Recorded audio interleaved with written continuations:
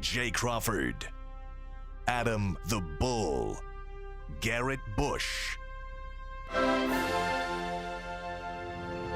and so many big names, it would take me hours to say all of their names.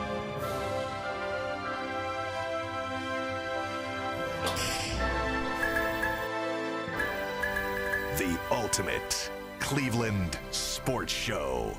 Booyah! Hey everybody, here we are. It's the ultimate Cleveland sports show on a Friday. Yes, sir. A lot to get into. Are the Browns the most likely team to make the playoffs that didn't make it last year? The Guardians win a game against the rough and tumble Royals.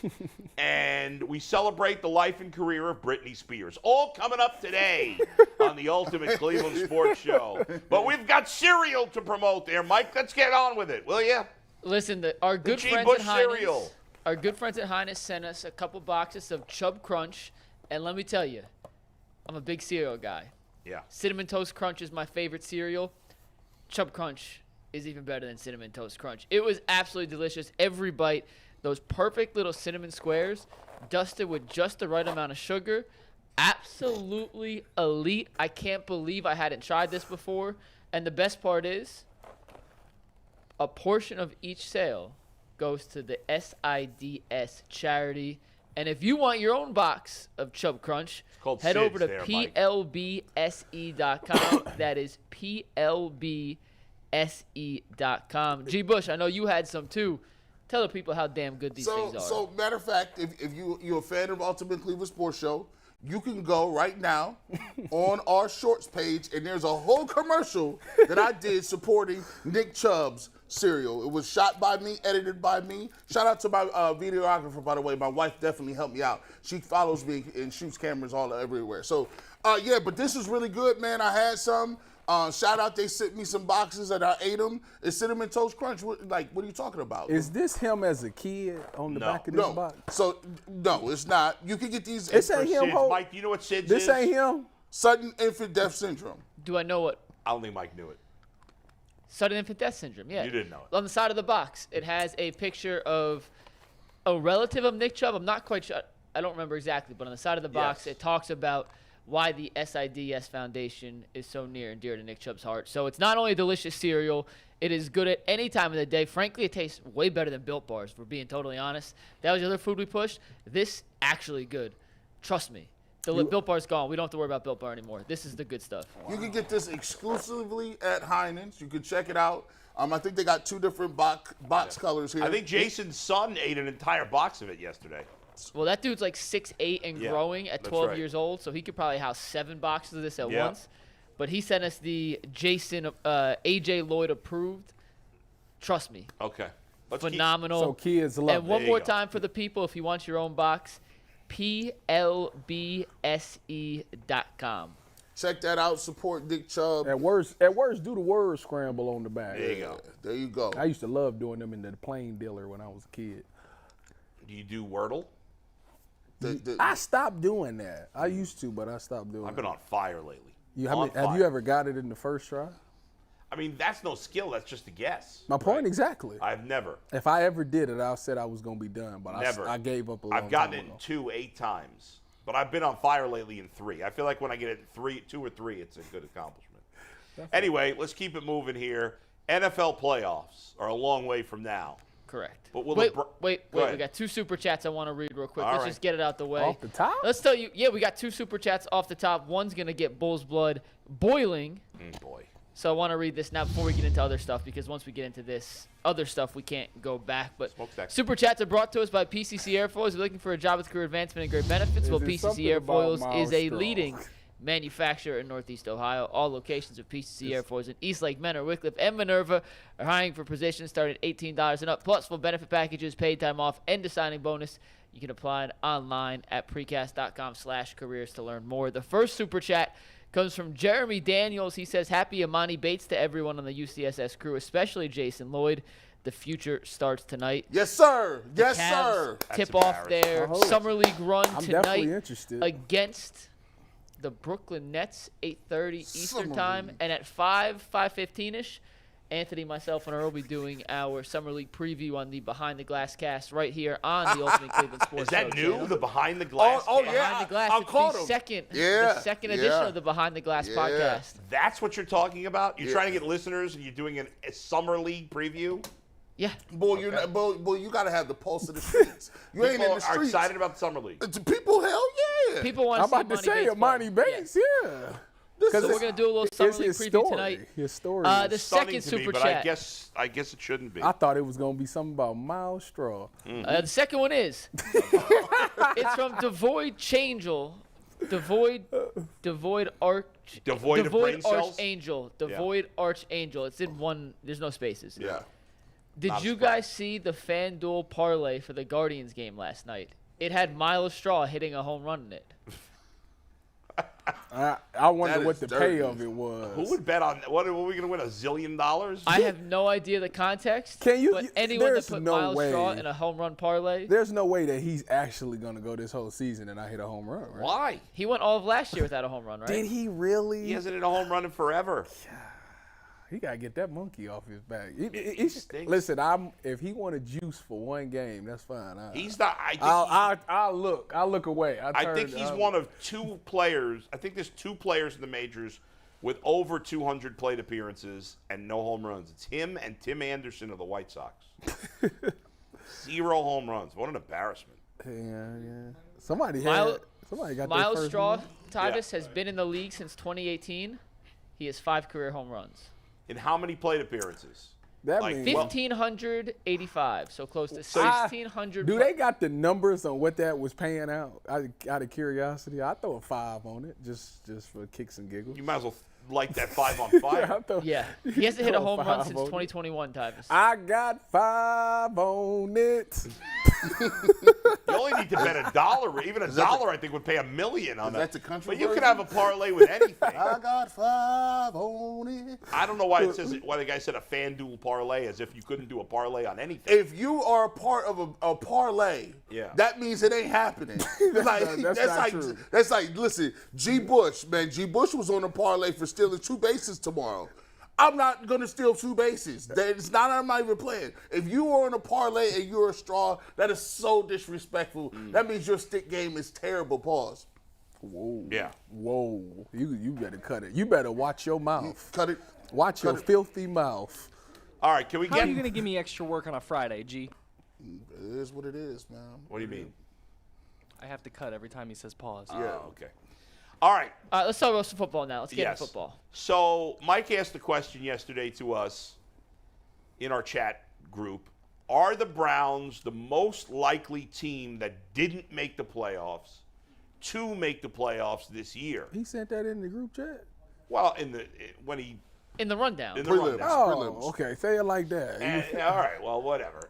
I was like, dang, I overlooked that chat. So I thought about this, and before I sent it to you guys, I don't know that in my opinion, there's no clear team that's overly likely to make the playoffs that didn't make it last year. However, we know history tells us that there's always new teams, and often there's as many as 4, 5, 6, or even 7 new teams that make the playoffs every year. The NFC in particular is wide open. Yes.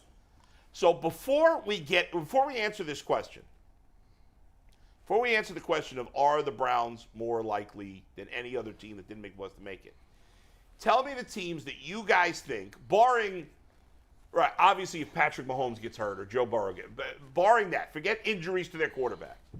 Who are the teams that made the playoffs last year That made the playoffs? that you'd be stunned if they don't make it this year?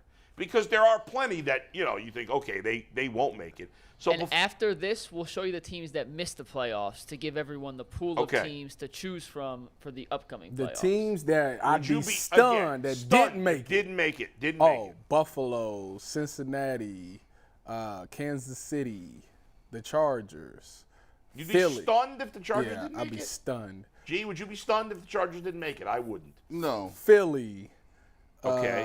Minnesota in that terrible division. Really? I wouldn't be stunned if Minnesota didn't make That it. terrible division that they Detroit should be better. That terrible division that they in. I don't think it's that they terrible. They in the NFC. Worst case, they'd be the second. They still make it on as a wild card team. So let me. So I got 5. I got 6 teams, guys. Let me tell you what. Let's hear it.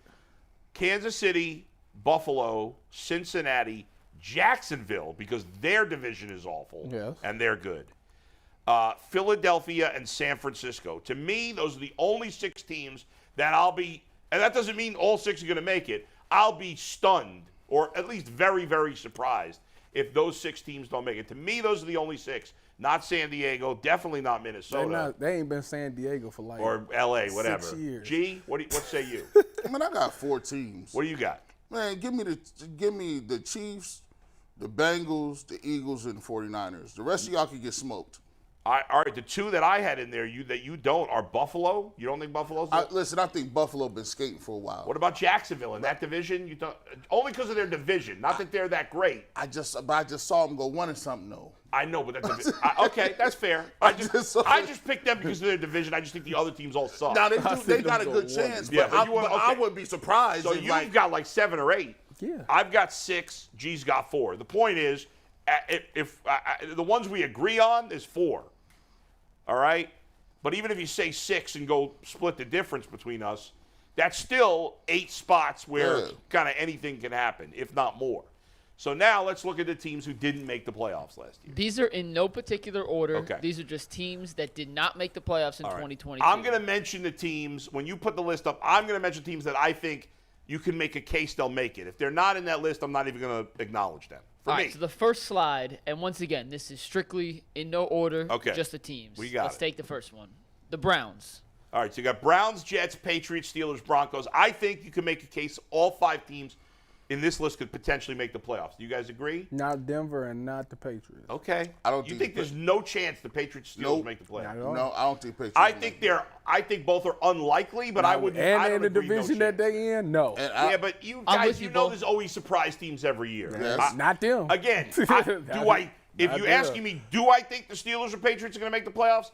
Absolutely not. Do I think there's a chance, unlike some of the other teams I'm going to see? I would say at least there's a chance. If I wasn't a NFL employee, I bet you on that one. But I can't. Well, but what are you betting? I'm not saying they're going to make it. I would just give them. I would bet that they wouldn't make it no matter what. Well, I would agree. No matter what. Okay. Well, all right. Go ahead, Mike. Next one. You're with me. You said. I'm with you on the Patriots. I actually do believe they have a chance. Like, it wouldn't shock me if they made the playoffs. I think those 4 teams. I think the Raiders I'd put in the same thing. I think they have a chance, not a great chance. I give them a chance. The other 3 to me have no chance. Titans, Colts, Texans, no chance.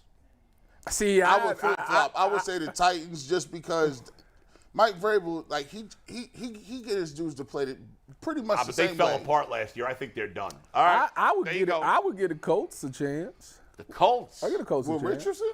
Yeah. Is he going to play? Because of the 2-headed monster that think about it. If they run, they got the dude from the Eagles, the OC from the Eagles, so they're bringing the RPO. RPO with Anthony Richardson and Jonathan Taylor. Are you kidding me? Anthony Richardson can play? Who doesn't matter? Even if he's a running threat. I just saw him. Yeah. Are you serious? I was up late last night in the lab with a pen and pad trying to get his label off. But by the way, I just saw him miss 12 straight passes against Florida State last year. 12 straight. They're like Anthony Richardson. What did he go? 4th pick in the draft? Hey, listen, they be picking on upside. Listen, they be picking on they upside. Not asking him to listen. You telling me I can't fake this right here? See this linebacker step up and throw a slant right behind him? I'm not even sure he's starting the season as the quarterback. Who is the starter? Who else do they have there? They have a veteran. Isn't it Gardner Minshew? Yeah, Gardner Minshew. Watch it. Yeah, Gardner Minshew went toe-to-toe with. Didn't they beat Dallas? Tybus, you know good and well, if you had to choose between a veteran middle guy and playing against Richardson, you personally would love to play against Richardson because he's going to give you two plays he's going to be confused about just because y'all are veterans. Yeah, 2 to 3. But in the same breath, with Richardson in there, now I got to worry about him running the ball. We would let the backers. What do you mean? No. He's bigger than the backers. Hey, I get it. This dude bigger than the linebacker. Well, the Texans are the only team we all agreed have no chance to make the playoffs in the AFC. Oh, it's going to take a while. All right, go ahead, Mike. I don't believe that. Next, let's go to the NFC now with some teams that I think are a lot of The Commanders, the Lions I think have a chance. Packers, Bears, and Cardinals I all think are going to stink this year. The The NFC is just a giant I think the Lions certainly have a chance. I think the Packers, it depends how good Love is. Like, we've never really seen him play. Everybody is, and I think I'm in this group, most people are writing him off as if he sucks. Who? What's his name? Bryce Young? Jordan Love. Jordan Love. Oh, no. He's never played, really. You know what I like about the Packers? No, the one bad thing about Jordan Love is when he did have his opportunity to play, he had Devontae Adams, and for some odd reason they couldn't hook up. You telling me you can't right with the best wide receiver in the league? But wait a second. How much did he play with Devontae Adams? How much did he play? He played like 2 games. Did he? Mike, how many games has Jordan Love played? Jordan Love has played in 4 career games. Yeah. I take that back. He's technically played in 10 games. He's made 1 start. How many passes has he thrown in the NFL? 83. He's only thrown 83 regular season passes. And essentially 2 games. And I bet you like 60 of them was to Devontae. But I will say this. Yeah. They got the 2-headed monster. They got a good backfield. Aaron Jones and Dillon. They can run play action. Christian Watson. They like Christian Watson. I like them a little bit. I think they can be sneaky. The NFC is so wide open that any team has got a most. That division is kind of wide open. The only team that I don't know, Minnesota don't. Unless Alexander Madison is that deal, yeah. They don't. Well, they must think he is because they let Cook go. I mean, he was pretty good. We took their best 2 D linemen. Yeah, I know. He said they're a lock to make the playoffs. I don't see it. I like Detroit. I think they're getting overhyped, but I like them. Division is Detroit is the only team that has a shot. I don't know. I mean, what about your boy Justin Fields? Everybody was excited. I'm not as high on him as most people are. I'm not sure about the offensive line. I know they tried to address it, but I don't know if they really concrete addressed it. Commanders? Anybody think the Commanders got a shot to make the playoffs? The Commanders can with Eric Bieniemy calling the plays, and they got the wide receivers. Who's their starting quarterback? Sam Howell. And then Jacoby Brissett's the backup. I don't know if Sam Howell can play. He like Baker. Well, so he's not that good? Well, he had moments. He got medium sauce. He got moments. He got medium They got moments. Listen, they high on him. A 4-pack of teams left that missed the playoffs last year to talk about. Quickly, the Rams, Buccaneers, Falcons, and Panthers. The Rams depend on Matt Stafford. I mean, if Matt Stafford, right. I think he's cooked, but if he's back to the old Matt Stafford, then they got a shot. Cooper Kupp got injured. But Cooper Kupp's back. Matt Stafford's supposed to be I actually back. like Cam Akers. I think he's a pretty good back. I don't know what happened there. The one who didn't score until like the last. I know they weren't using him earlier in the year, and then he was good late in the season, but. You going to pick him up in fantasy? I don't know. I'm not telling you. I'm giving away my secrets. I'm not going to take him. Hey, man, when is the draft, by the way, Bull? Come on, man. We got to figure that out. Yeah. Tampa Bay. I mean, Tampa Bay, they suck. Atlanta. Do they suck? Yeah, Tyvus, you can't say. I mean, I guess you could say so. Every team. They wanted to. Did they not go to the playoffs last year? Tom Brady last year. So what? You know who they got on their team. What are you talking about? You know Baker. They had the worst running game in the league, and now they're starting either Baker Mayfield or some other slappy. Kyle Trask. With the worst running game in the league last year. They got Rashard White, whatever his name is. You don't even know his name. Ricky Romero. What's his name? What's the dude name that played running back for I'm not even going to tell you. It's like no chance to make the playoffs. It's like Ricardo White or Rashard White or something like that. You're close, but there is a much better chance that the Buccaneers end up with the first overall pick in next year's draft than they do of making the playoffs. I was listening That's tough, man. I was listening to my man Jonathan Peterlin yesterday. Big fan of JP. He was filling in on my old show for Nick. It was Jonathan and Dustin, and Jonathan said the Buccaneers are going to start the guy that gives them the better chance to lose because they are tanking. Yes, I believe in tanking, and they may very well do that. Yeah, Caleb Williams and Drake May would have been the first 2 quarterbacks drafted this year if they were eligible to come out. I gotta watch this. This Drake May. Listen, I gotta watch I never even heard of him. I gotta watch Drake May. He's at North Carolina. He ain't got his number 1 threat no more. I don't like Josh Downs. North Carolina quarterbacks. Wasn't the last one Mitch Trubisky? Trubisky, Sam Howell. Every year they just get a dude. Sam Howell. People be liking their names. That's Drake May. That sounds like a ball player. Good, yeah. 7-on-7. G. Bush, does it change your opinion on Drake May if you knew he was a 5-star kid out of high school who committed to Alabama first and then transferred out when Bryce Young was there? Everybody a 5-star in high school. Apparently, Ohio State got a couple 5-stars and they're trash. I'm telling you that this year. They are trash. Whoa. They got a 2-5. You get on the collective and get us somebody out that portal, Tyvus, because them two boys, they going to get it done. They ain't get it done. I'm sorry. Mike? I'll say, let's get back to the question All right, at hand here, though. So we've gone through the teams. Okay. We've given a lot of teams chances. Do the Browns have the best chance? Well, let's talk about some of the teams, guys, before we make our picks as to whether or not the Browns have the best chance to make playoffs. Let's discuss some of the teams that we think have the the Browns certainly are in the group of teams that have the best chance. I think we'd all agree with that, right? Yes. Would we agree that the Jets are in that group? Yes. Mm-hmm. Would we agree that the Lions are in that group? Yes. Yeah. G, you going to put them in there? Yeah, I'll throw them in there. They're a sexy pick, but I wouldn't be surprised if they go 5 and something. Can you go back to that previous screen, guys? Anybody else from that group? You guys don't like the Steelers or I don't think the Steelers would be in that group. I don't like the Broncos. So we're going to eliminate. So we're going to take off the Steelers. The Broncos, the Patriots. So we got the Browns and the Jets as 2 candidates. Steve, Yes. go to the next one. I take everybody off the next page. So we have 2. Anyone Me, from I this? do. You guys think any of these teams belong in that? Anyone from this list has a better chance No. than the Browns or the Jets? No. No. Next one, Steve. No. Anyone from this list? I think the Lions belong in Lions. there. So we have 3. Lions. That's it. I don't want to say the Packers. I don't want to Packers is fringe. because of the Packers division are a that wild they in. card. It's 'cause Like, of how the good is division. Jordan Love? We just have no idea. Right. But he's not a rookie. Right. He's been in the league a while. And their coordinator, he's I'm called. putting the Packers in that group. So 4, and last one, Steve. None of these teams. I gotta I put got the Rams. I thought the Rams. about to say the Stafford. Rams. I got to put the Rams in there. So that means we have 5 teams for this conversation: the Browns, the Jets, the Lions, the Packers, the Rams. And Which team? And the out of Falcons. those Shout out 5 to Nathan Zagura. Why the Falcons? Because I told him that they was gonna win the Super Bowl in a few Who's years. their quarterback again? Desmond Ritter, a.k.a. not in the same conversation. Desmond Ritter. So those 5 He's teams, from do the Browns have the Cincinnati. best chance out of those 5 to make the postseason this year? The Rams, Green Bay, Lions, Jets, and Browns. Yes. Is he between the Browns? It's really between the Browns, the Jets, and the Lions. To be truthful, this shouldn't even. If you just look at on paper, the Browns have gotten considerably better since last year. If you look at the roster for roster of them teams, the Browns by far have a better roster.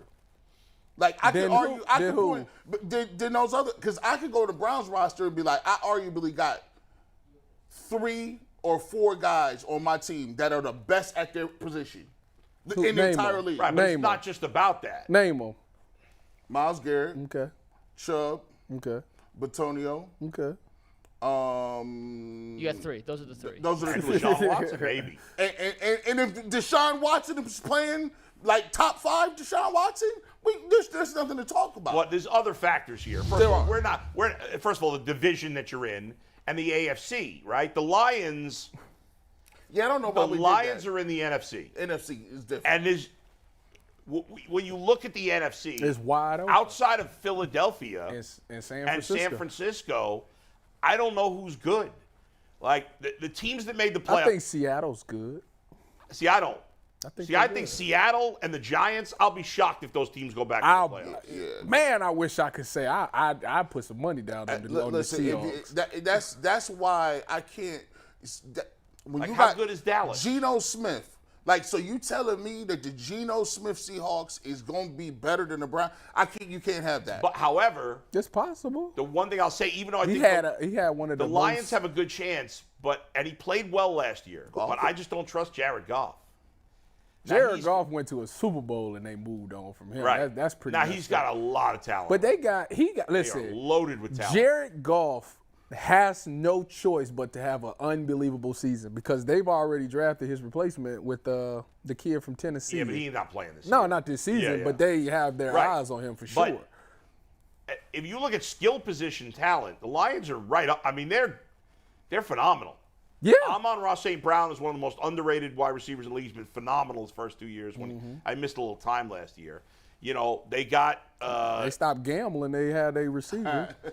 Jameson Williams is gonna be out a little bit. I like their backs. Defensively, they're just trash defensively. But they got Hutchinson up there. They drafted. Didn't they draft somebody else on the D line again? I think they went and got it drafted. Who is they corn? Oh, they got my boy E-Man. Shout out E-Man. You're going to lock somebody up. In fairness, guys, we're not studying the Lions and their offseason improvements like we are the Browns. Like, we're not paying that close attention.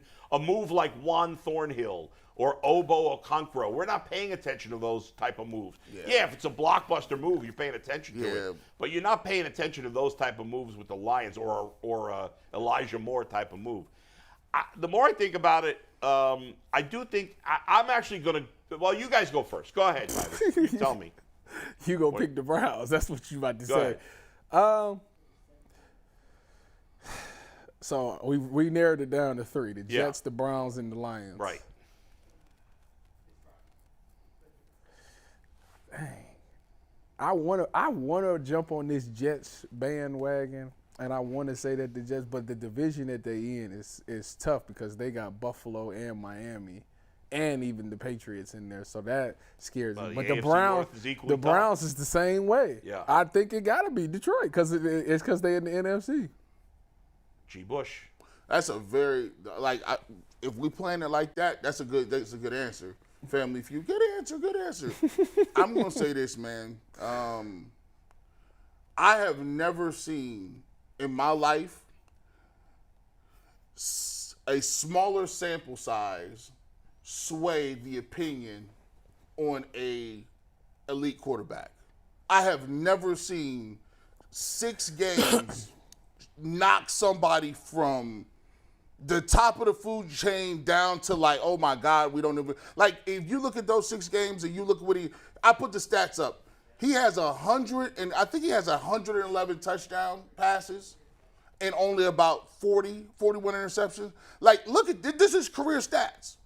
And people took these stats, threw them out the window, and said, let's talk about 6 games. I don't think that that's crazy to me. I don't necessarily think that people were out on Deshaun because of that. I think they were out because of the coach. I think that's what it was. I don't think people don't believe in Deshaun. I think people don't believe in Kevin. See, I think it's a combination of all of it. I think G. Bush is right that a lot of people just said, this is what he is now.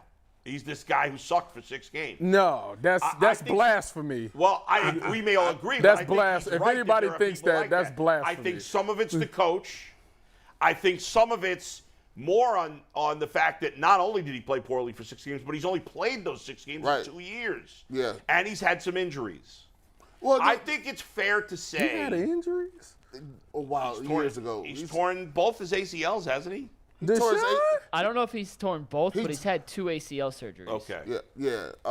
I think it's fair to say to be a little nervous that has something happened. Is he mentally scarred from everything that's happened over the last year?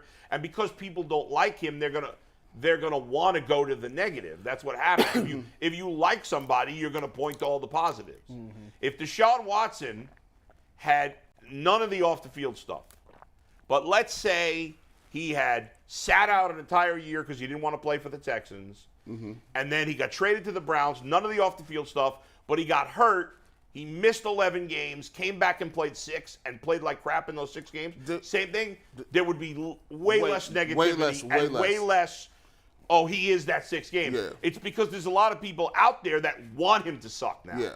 And so they're saying, well, he sucks now. Yeah, it's like a self-fulfilling prophecy a little bit. It's just that's a really good point. If he was just hurt and came back, they give him all the benefit of the doubt. They'll say 100%. new system, try to get his right. legs underneath him. I'm trying to think of a situation. Is the closest situation to him Michael Vick? Yes, even that, almost, kind of. Yes, but even that, Michael Vick was a lot older when he came back, right? Wasn't he already in his 30s? Deshaun Watson and the situation that he's in now and has been the last 2 years, missing games at that young of an age, We have never seen something like that in NFL. Especially if you throw in the fact of how good he was before that. It wasn't like he was okay before that. And I think he part was of the excellent reason, before that. I think part of the reason people have such a hard time processing this, figuring out where he fits in the hierarchy, thinking he fell off, thinking he's going to blow through every expectation, is we don't have any precedent for this. We have never seen That's true. anything like this. So whatever happens is uncharted waters, good or bad. When I seen what I seen that day, I went to mini camp. I'm boy locked in this year. That's all I'm gonna say. He locked in. I will say, Tyvus.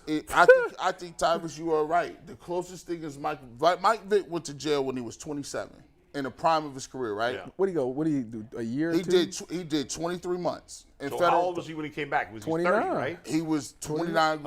Well, 30. It was just about 30. 30. How old is Deshaun now?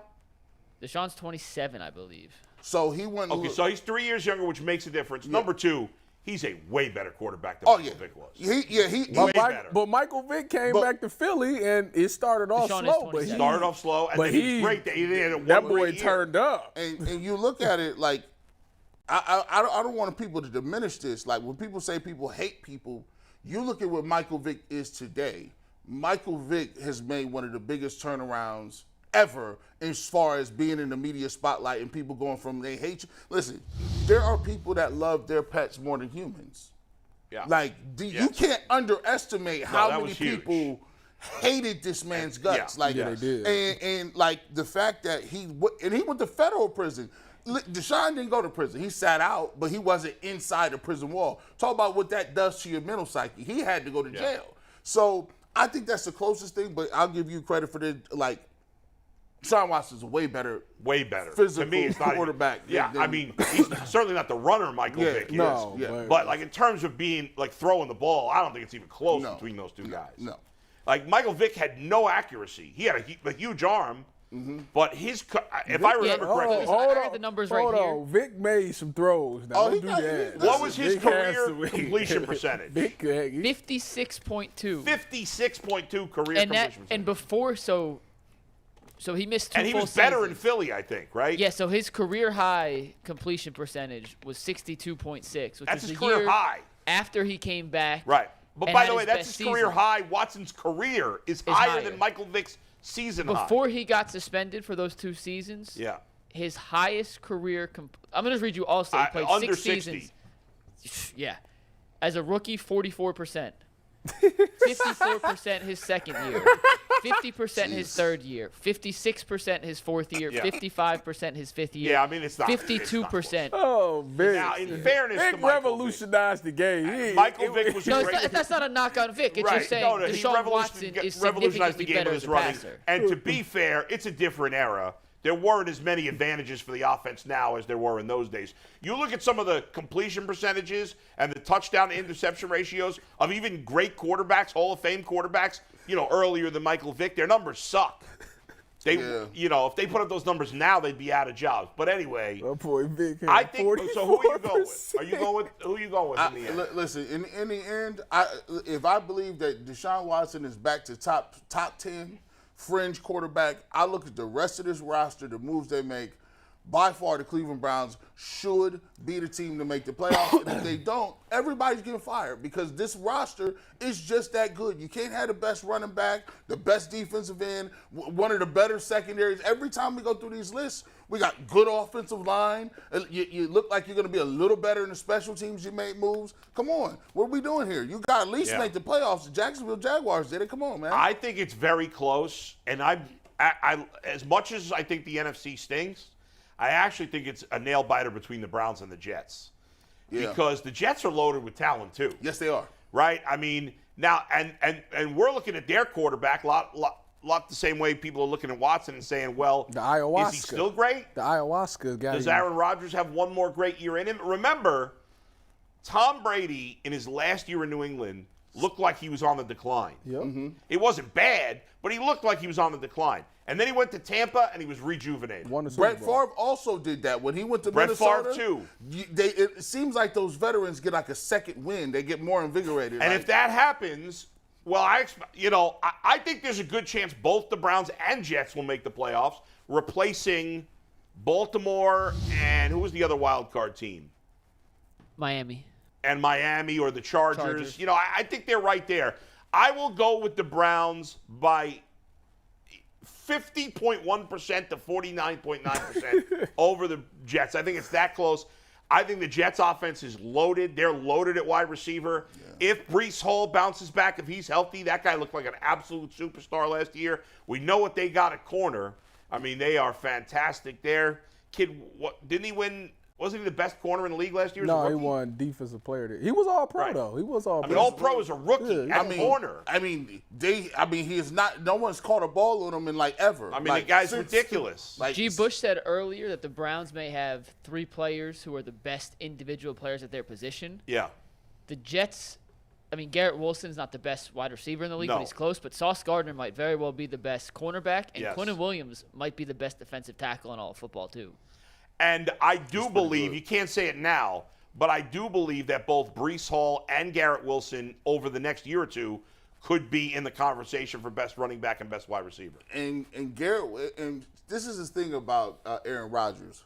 He spoon feeds people. Remember the way he used to spoon feed Jordy Nelson? Oh, yeah. I'm like, dang, this guy Devontae Adams.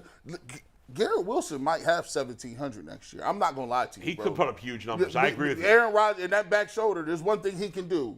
He'll back shoulder fade the hell out of anything. And I'm like, how are you doing? If he get on the same page with him, he's going to be a problem. He's going to be a headache. So Tyvus is going with the Lions. You and I both going with the Browns. I got Browns 1, Jets 2, Lions 3.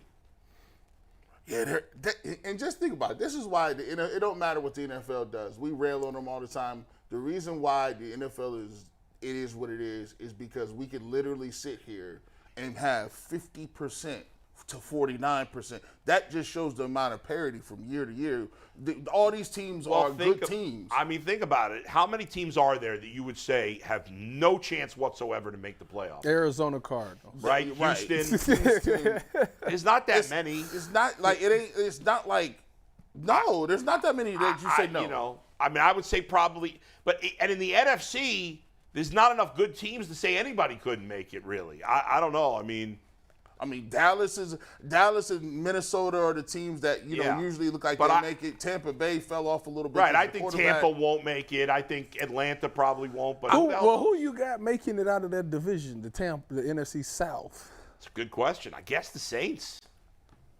So I was bugging Tyvus for the Falcons pick. Yeah. It honestly wouldn't shock me if the Falcons made the playoffs, but I wouldn't bet on them as more than the other honestly, teams. the winner of that division could be 8-9.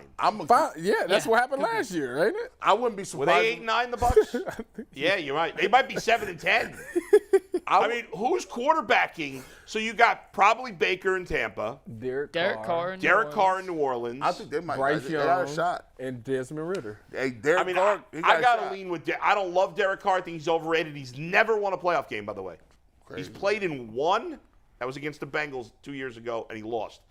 It's the only time he's ever played in a playoff game. He's never won a playoff game. Well, if Mike Thomas stay healthy and he has Chris Olave, that'd be he'd be go Bucks. What are the odds Mike Thomas is playing? Michael Thomas is playing. Mike Thomas was hot when he was playing. Them little 5 games, he scored like 4 times. I mean, Olave's great. Olave's great. They still got Alvin Kamara. He getting suspended for the year, I think. It's up in the air. I don't know if he's getting suspended. Who did they bring in? Didn't they bring in another back? New Orleans? Jamal Williams. Jamal Williams. Jamal Williams from Detroit. Yeah, Jamal Williams had great scored like 15 touchdowns last year. He was all on the goal line. Not really. He's a good player. I like him. He's a nice back. He's a nice back. And they got a good defense. That's the biggest toss-up. But you know who they got as a DC? Joe Woods. How do you get a DC job? If New Orleans defense is top 5, I'm gonna laugh. I'm really gonna laugh. That just goes to show you. I'm really gonna laugh. Hey, and I want everybody to question this. Why, when somebody new get hired, we know that statistically there are bad players and there are bad coaches. But why every single time you change somebody, every fan base and every media, that they got so-and-so, I believe that's a great hire. Oh, yeah. He's going to come in and change. Bro, he got fired here, bro. How's that a good hire? Listen, and trust me, you know, the NAACP used to get on me. They'd be like, hey, lay off Joe I Woods. tell you what. Lay off Joe. One You know, thing- we ain't got that many brothers up there. I'm like, no. One thing we gonna find out this year is if it was Joe or if it was the players, and I'm very curious to We're gonna find out a lot. There are no excuses for the Browns. for neither There are one. none. Yeah. Got to get to the playoffs this year. Got to. All right, Mike. We're going to move to the next topic, and I came across something the other day that frankly shocked me. I saw a tweet from Warren Sharp that said the Browns have the 4th highest paid wide receiver room in all of football.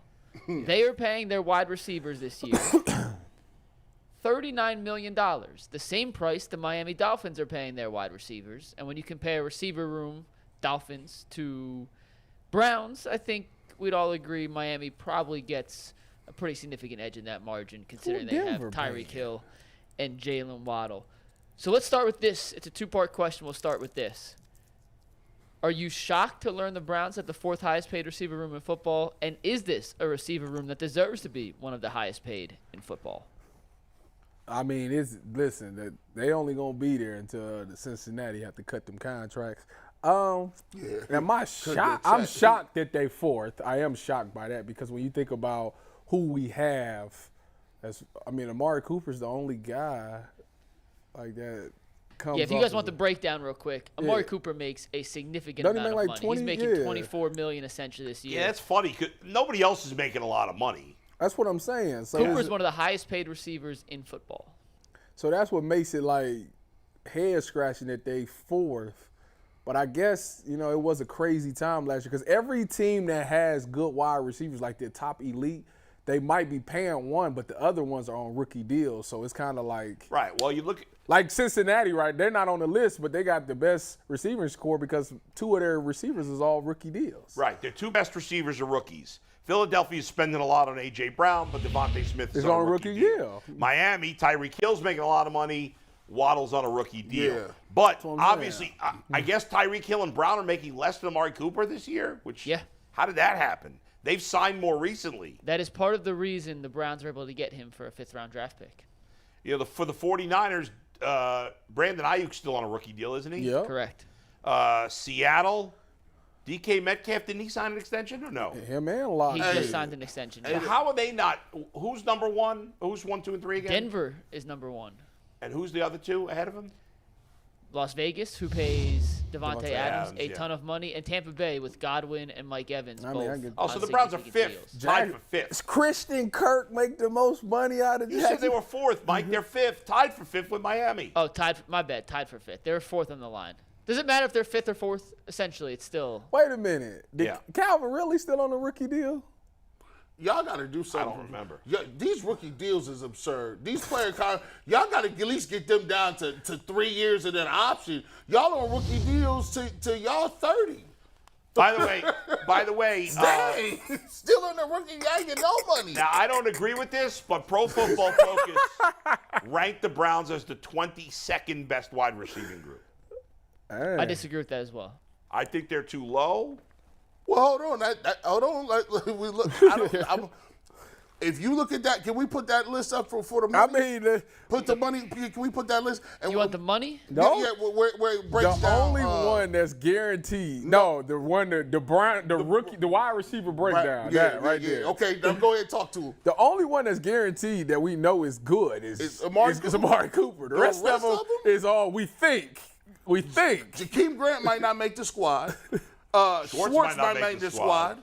You got Moore, who just got let go by the Jets because they didn't think he was They traded him. Well, they traded, but that means they didn't want him. True. And DPJ, Everybody got a price. DPJ's a though. nice player. he's a nice player. Yeah. Oh, so honestly, This screams mid-20s to me. Yeah, well, okay. Well, let's look at the list. I here. would say mid, about 20. About And 20. just to fill out, there's only 5 slots in the graphic, but David Bell's making 1.3. Tillman's getting $1 million. I don't know what neither one of them doing. Those guys I third-round need picks. David Bell, but I need him to have a good preseason. How? I just because it's because he a Big Ten kid, and I watched him in college. He was I'm going to great. give you the teams that are ahead of them. Tell me if the Browns are better. Okay. So the Browns are 22nd. I don't know if I said 23rd, but they're 22nd. You said 22nd. He said, yeah. Okay. In 21 is the Saints. Yo, You got Michael Thomas, who's been great, but he's hurt all the time, and Chris Olave. Okay. Their number 3 receiver is Rashid Shaheed. He has some decent He's moments. pretty good at I want it. to say he has some moments. All right. I like Chris Olave is better So than you're DPJ. taking the Saints. Yeah. I'll take No, the but Saints. it's Chris Olave versus Amari Cooper. No, I think we'd all rather have Olave. No, it's Mike. It's a healthy Mike Thomas versus Amari Okay. Cooper. If I had to look. Okay, then I agree with you, Saints. All right, number 20, the Jets. Garrett Wilson, Alan Lazard, Mecole Hardman. The only one I respect is Garrett. I like Mecole Hardman. I would say that the Browns is, man, that's tough. But you'd rather now this is not completely fair because But you would rather have Garrett Wilson than Amari right? Cooper. Yeah. Easy. Yeah, not even. So now I got to take him. Yeah. All right, keep going. 19, the Washington Commanders. They stacked. They should be higher. I'm about got to say Terry they McLaurin, stacked. Stud.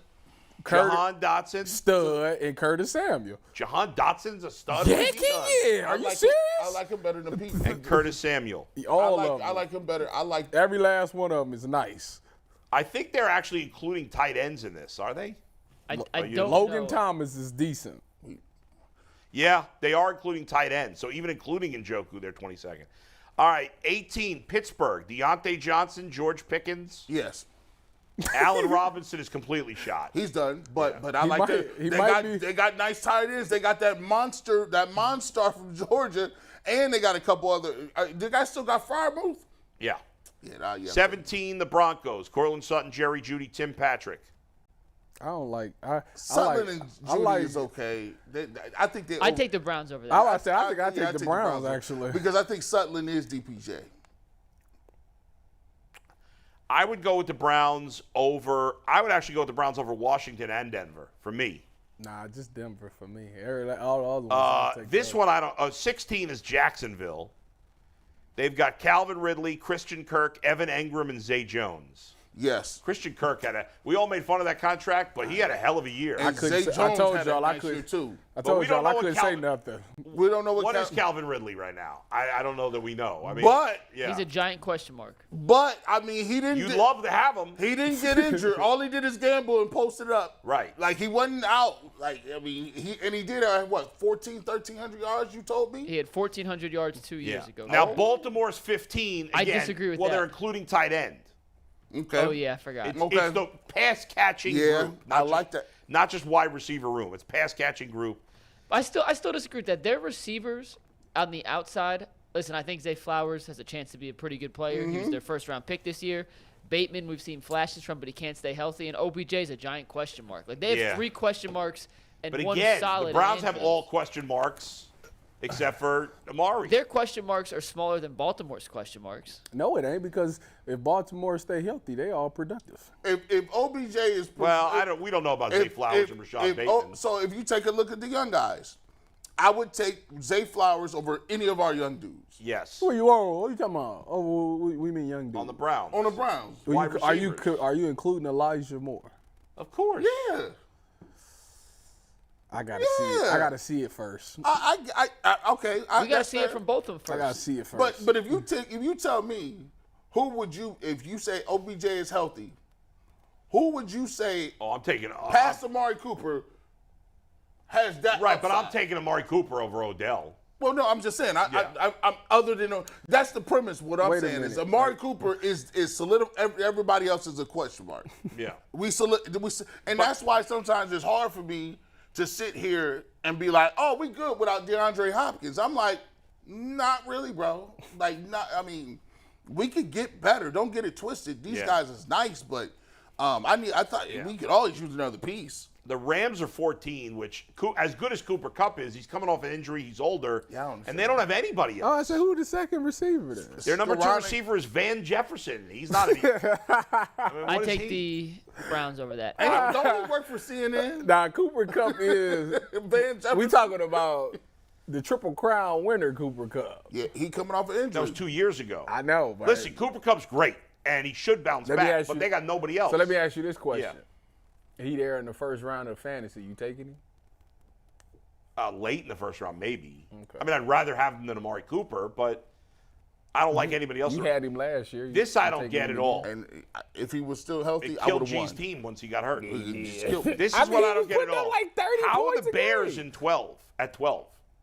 They got DJ Moore in the trade, but I don't know who. Chase Claypool, Chase DJ Claypool Moore, sucks. Yeah, Darnell Mooney Cole did nothing. Kmet at tight end. I Darnell disagree Mooney with that is one underrated. vehemently. He's actually What's he pretty- done? He's a pretty good receiver.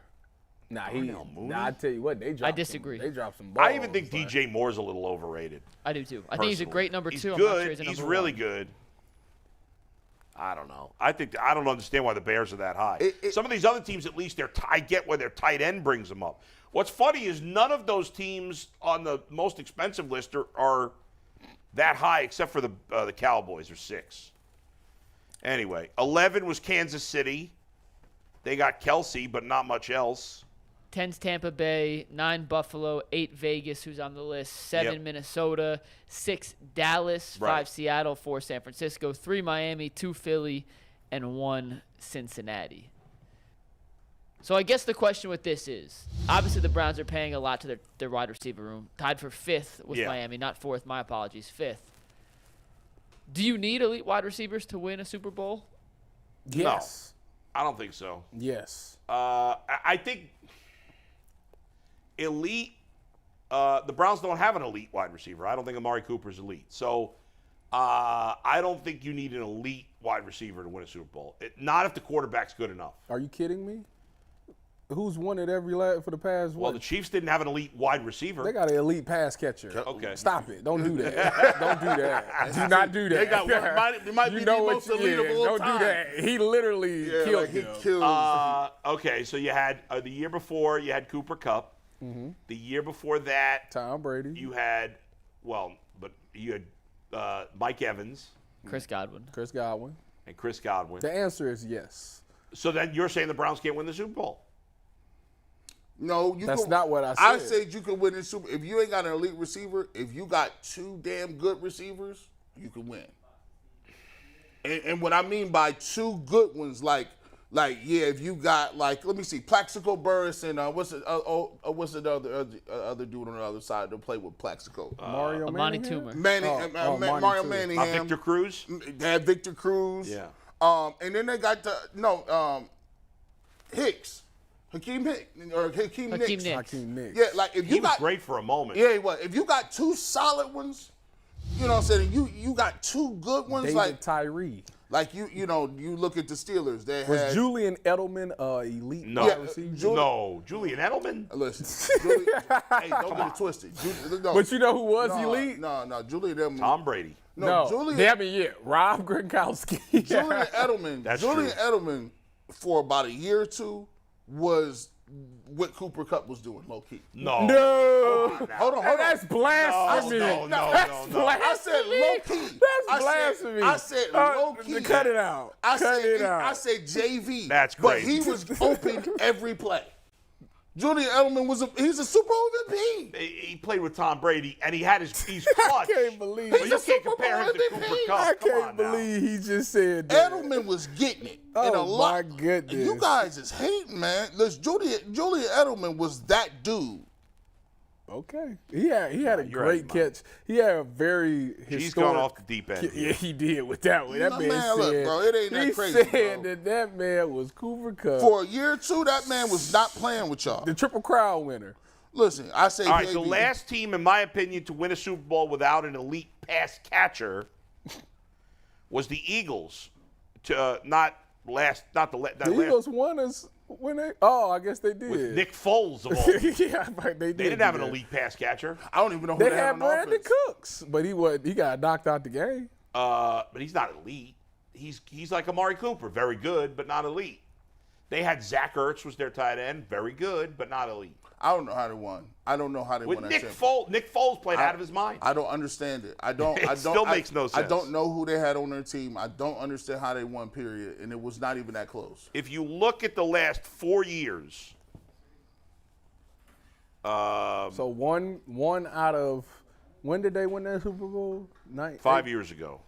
So 1 out of 5. Yeah, I think I'm gonna get the elite. The Niners, when they lost the Super Bowl to the Chiefs, did not. Oh, they had George Kittle. Yep. So what's interesting is if you look at the last 4 years, the 8 teams in the Super Bowl had at least one elite pass catcher. Last year, you had obviously Kelsey with the Chiefs, and you had A.J. Brown with the Eagles. The year before that, you had Cooper Kupp with the Rams. And the Bengals. And Jamar Chase with the Bengals. The whole thing. The year before that was Tampa with Godwin and Evans. What did they beat? And they had Gronkowski. They beat the Chiefs. They beat the Chiefs who had Kelsey. Right. Because he threw him the dude. But he wasn't at that elite. point, he wasn't elite anymore. That's why Winfield threw Tyreek. And then the year before that, Kansas City beat San Francisco. San Francisco had Kittle, and Kansas City had Tyreek Hill and Kelsey. But then the 49ers still had, what's his name? Deebo Samuel? He was a rookie. He was a rookie that year. He wasn't elite as a rookie, though. He was pretty good. He was good, but he wasn't elite as a rookie. But you have about 10, 11 elite pass catchers on the last 4 Super Bowls between the two teams. So I think we are trending. I think back in the day, you definitely did not need an elite No, he was running the ball. But it's getting to the point now. Now, I think Amari Cooper, to me, is close enough to that level that if Deshaun Watson plays like Houston Deshaun and the defense is significantly improved, that I think the Browns could win a Super Bowl without him. Steve wants y'all to know that the Eagles had Alshon Jeffrey. He wasn't elite. I don't think he was elite either. He was just big. Give me some. Hold on. That's what he texted. He said. Let me get. Hey, let's get in the mainframe. Let's get in the Alshon. He was. He's a nice player. Come on. I mean, look, Steve. Well, we say all that to say that they might need to explore the DeAndre Hopkins trade. If you look at the biggest sign, I should look at the teams that. Let's look at the 6 teams that we think are the near locks or locks to make the playoffs. Right? Kansas City's got Kelsey. Cincinnati's got Tyreek. Chase. Buffalo's got Stephon Diggs. Right. San Francisco has Debo and Kittle. Who else did we say? Philadelphia's got A.J. Brown and Devontae Smith. But if we include Devontae Smith, we got to include T. Higgins too. Yeah. And who was the last team? I said Jacksonville. Now, does Jacksonville have an elite pass catcher? I don't think they do. They're kind of comparable to the Browns, low-key, a little bit. But I would still edge because Zay Jones had a nice year last year. I like what they're doing. Well, the Jacksonville, Calvin Ridley could be elite. Well, it ain't that many elite receivers in the league. So and Amari Cooper is right under that line. So I think you can win with a guy right under that line. Seahawks got a couple. DK Metcalf. I don't think Lockett's elite. I don't think DK is elite. I think he is. I think he's the bottom of elite. I've watched that man get shut down. I don't understand how y'all think that's elite. Well, even great wide receivers get shut down once in a while. It happens. Oh. Jamar Chase got shut down? Yeah, against the Browns a couple years ago. They shut him down. What about Justin Jefferson? I'm sure he's had a game or two. DK's been in the league longer than those guys, to be fair. He had a quiet year. DK had a quiet year. The whole year. I didn't really hear a lot from DK. They don't have a great Tyler Lockett had 1,000 yards the last 4 years. The last 4. Yeah, now, DK Metcalf. Yeah, please let me know it, because maybe he did. I didn't hear nothing about him last year. After he got smoked by them track dudes, I ain't heard what happened to that boy. He had a bad. No, he did okay, but I mean, did he have 1,000? He had 1,000. Okay. 90 catches. How many games did he play? How many touchdowns? 6. That's pretty good. How many games he play? I just feel like I didn't hear. He played 17 games. He only had 1,000 yards? Only had the year before, and then only had 1,000 what? 1,090? 1,048. I guess we can't call him elite. I think you're right. But he had 90. I'm taking him out of the elite. Is 90 catches? You got to have 100 now? I don't know. Where is the elite dividing line? You got 12. Here's what you should do, Bull. Yeah. This year, you got the spreadsheets. Because they added more games, I think you should come up with the new benchmarks for what's good. Well, to me, it's 1,200. Because now you're playing 17 games. But even that's not elite, I don't think. To me, 1,200 is the new 1,000. Yeah.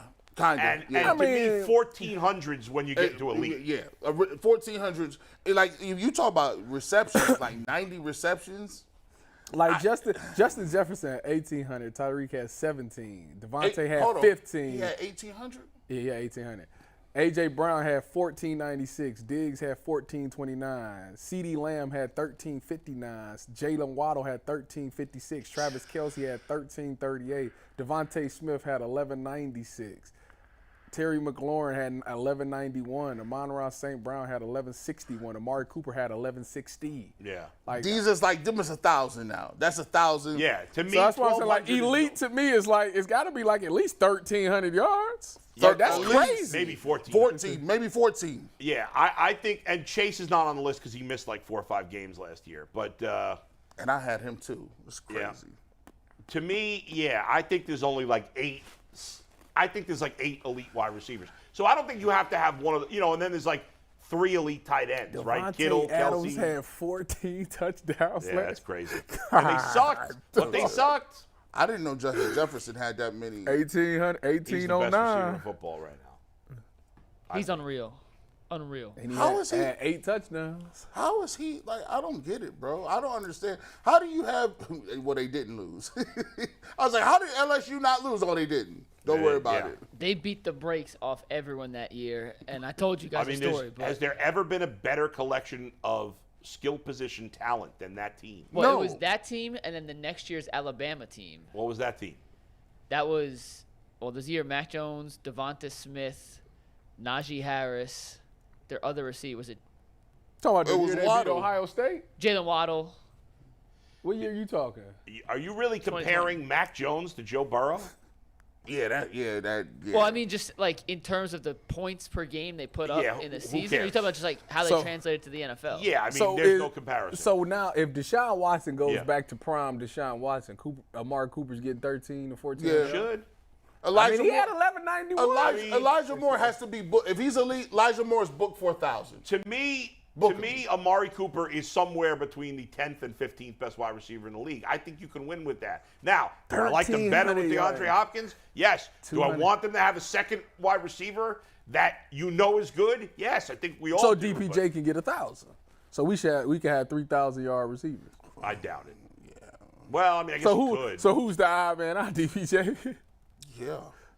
so they. Did you say 3 people get 1,000? What if? That's never happened in NFL. So let me ask you this: what if they Actually, did get that is- D-Hop? Could that happen? Actually, it has happened. I think the Arizona Cardinals under Kurt Warner had 3 receivers that had 1,000 yards.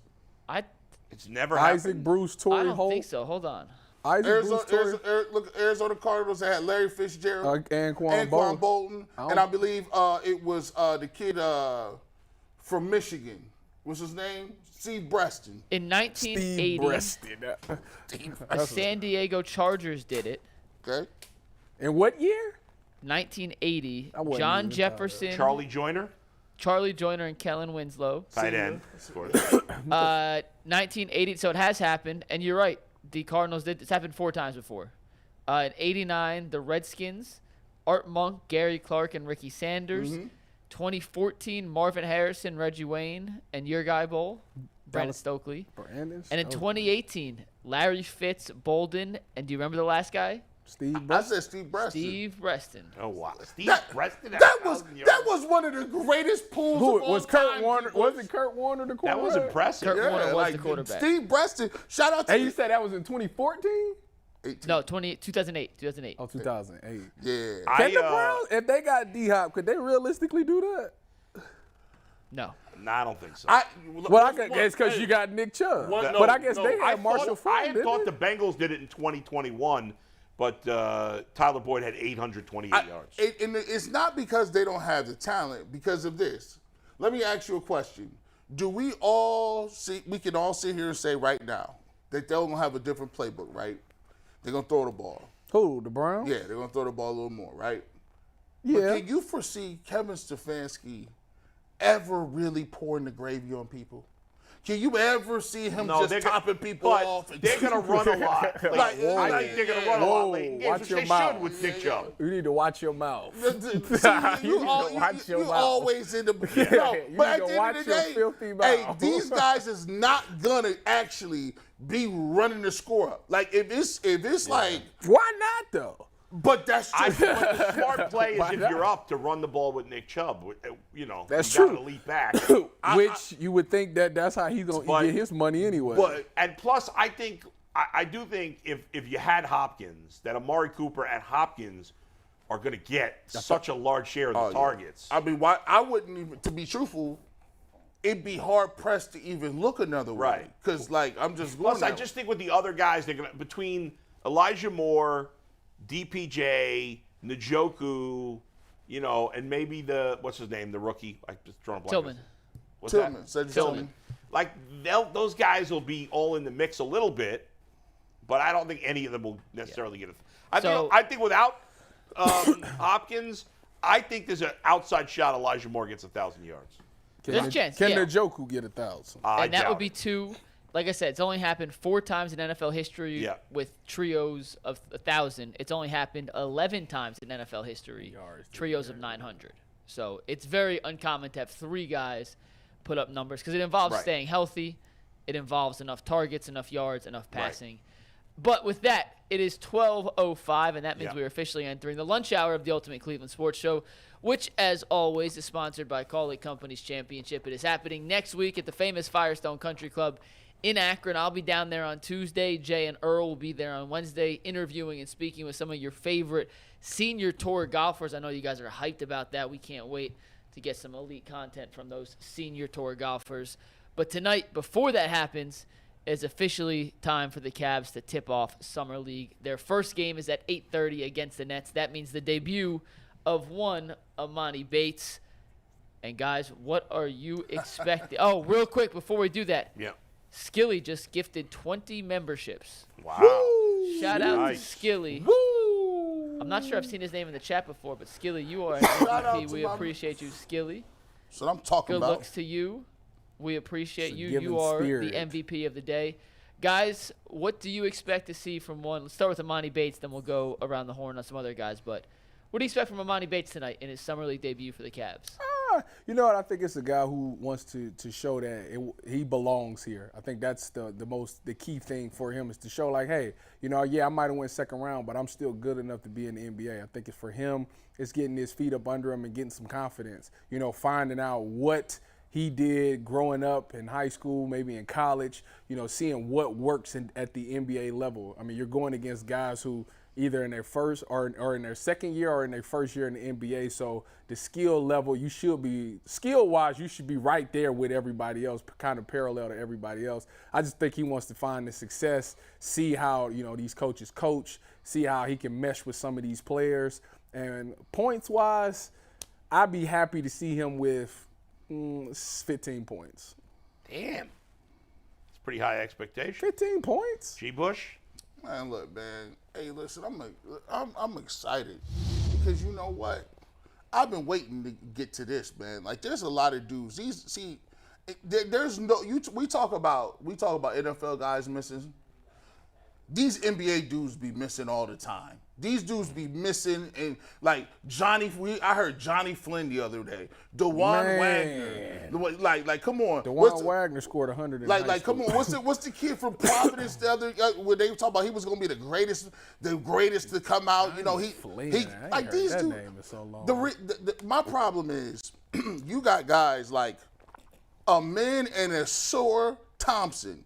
Who was that? They play for the G League elite team, right? My problem is you look at what their upside is.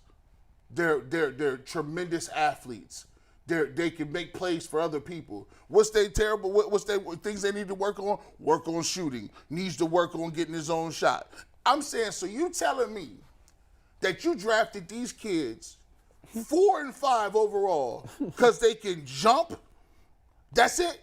They can't get their own shot. They can't hit tough shots. My thing is, okay, if you're going to take a guy like that and everybody says, well, Emoni Bates, man, he got so much to work on. Listen, let me just be clear. these Thompson kids, if you ball out and they at the top of the food chain, guess what? They're only with the what's the name twins? What's the two twins? You know what I'm talking about? Lopez? No, the other one, the black ones. The Morris twins. The Morris Marquise twins. Yeah, the black Marcus. twins. Morris, yeah, listen, you Marquise. The black You Marquise and Morris, them, bro. At the end of the day, them dudes ain't never had that type of game like this dude got game. Now, he gonna come out here and he gonna be exuberant. Now listen, what I want you to see is I want you to let the game come to you a little bit before you go off. Because here's what's going to happen. People are looking to see how many shots he takes so they can say C.G. Bush. C.G. Bush, he should have been passing the ball to Sam Merrill. He should have been moving the ball a little bit more. Evans' brother playing too? Isaiah Mobley? Isaiah Mobley better be playing everywhere they got him summer league. Emoni Bates is playing. So I'm excited about it, man. I'm excited to see what he's talking about. Because, by the way, he's going to – Emoni Bates is going to show a lot of people in Cleveland that he got star power. Because Wemby is playing tonight. Also, the dude from Alabama, number 2 overall. They're playing each other tonight. They playing tonight. Brandon Miller playing Victor Wembanyama. Tonight, Wemby. and they might be talking about Emoni Bates more than them two. I mean, Victor Wembanyama's name in the press for the. Real quick. I'm glad you said that. The Cavs game is going on at the same time as the Spurs Hornets game. There are 3 gyms in Thomas Mack Arena where they play the summer league. The Cavs game is going to be empty. There will not be a single fan watching the Cavs game. They will all be over at the other court watching Wembanyama's debut, which is the best single thing possible for Emoni Bates. Does it really matter? Yes. I mean, it's freaking summer league. It does matter. Is anything he does today matter? Yes. Yes. Guys are out of your Yes. No, Yes. to Bull's point, no, you're right. It doesn't out of matter. your minds. Yes. You saw here's something with everyone's taking into consideration with summer league. A, it's summer league, and B, don't let summer league change your opinion of a player. If you liked a guy before summer league and he plays bad, you should still like him. Just let it confirm. Anthony your thoughts. Bennett looked unbelievable in summer league. Guys, this means nothing. The summer league means 0. Most of the guys playing here are not going to be in the NBA. All right? Is anything I said there untrue, Mike? No, it's fair. They don't play defense in summer Look league. at There's this no roster. offensive. Have you heard of most of these guys? Luke Trav. I mean, this could be a game where Mike made up the names. Wendell Green. Bull, who's That who's sounds that a like the picture guy of? who sits in front of his house just hanging out on the stoop. Who's that Wendell a picture Green. of, Bull? What? Who's that a picture of? Sam Merrill. Sam Merrill. Good. Next. Who's this a picture of? That's Emoni Bates. Next. Who's this a picture of? I'm going to guess it's Khalifa Diop. 3 for 3, Bull. Look at you knowing your summer league roster. There it is. Because I was going to guess him too. That guy didn't look like a Fabian White. I mean, Now think. But here's the thing, though, Bull. See, this is That's stereotyping what you just did. So this is what I love about baseball people.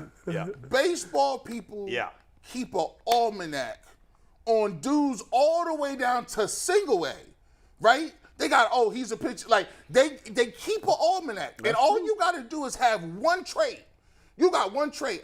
Look, we see Miles Straw have one trait and get a contract. Now, the thing about smart teams is, in baseball, they mine this stuff. They keep it as proprietary knowledge because they want to find the next diamond in the rough. Now, no one would have said that Jose Ramirez was going to be that guy. He was never ranked very highly, right? Right, that's correct. So when you can mine and find a guy like Jose Ramirez who nobody really believed in, and he turns out to be an MVP candidate every single year, you know what happens?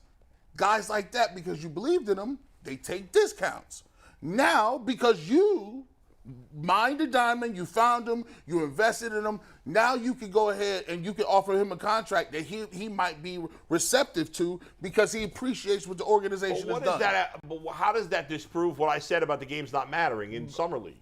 Well, here's the thing. Because right now, for the first time, the Cavs are trying to acknowledge the fact that there are other things that they have to do to find good players. Now, 40 other teams passed on them, right?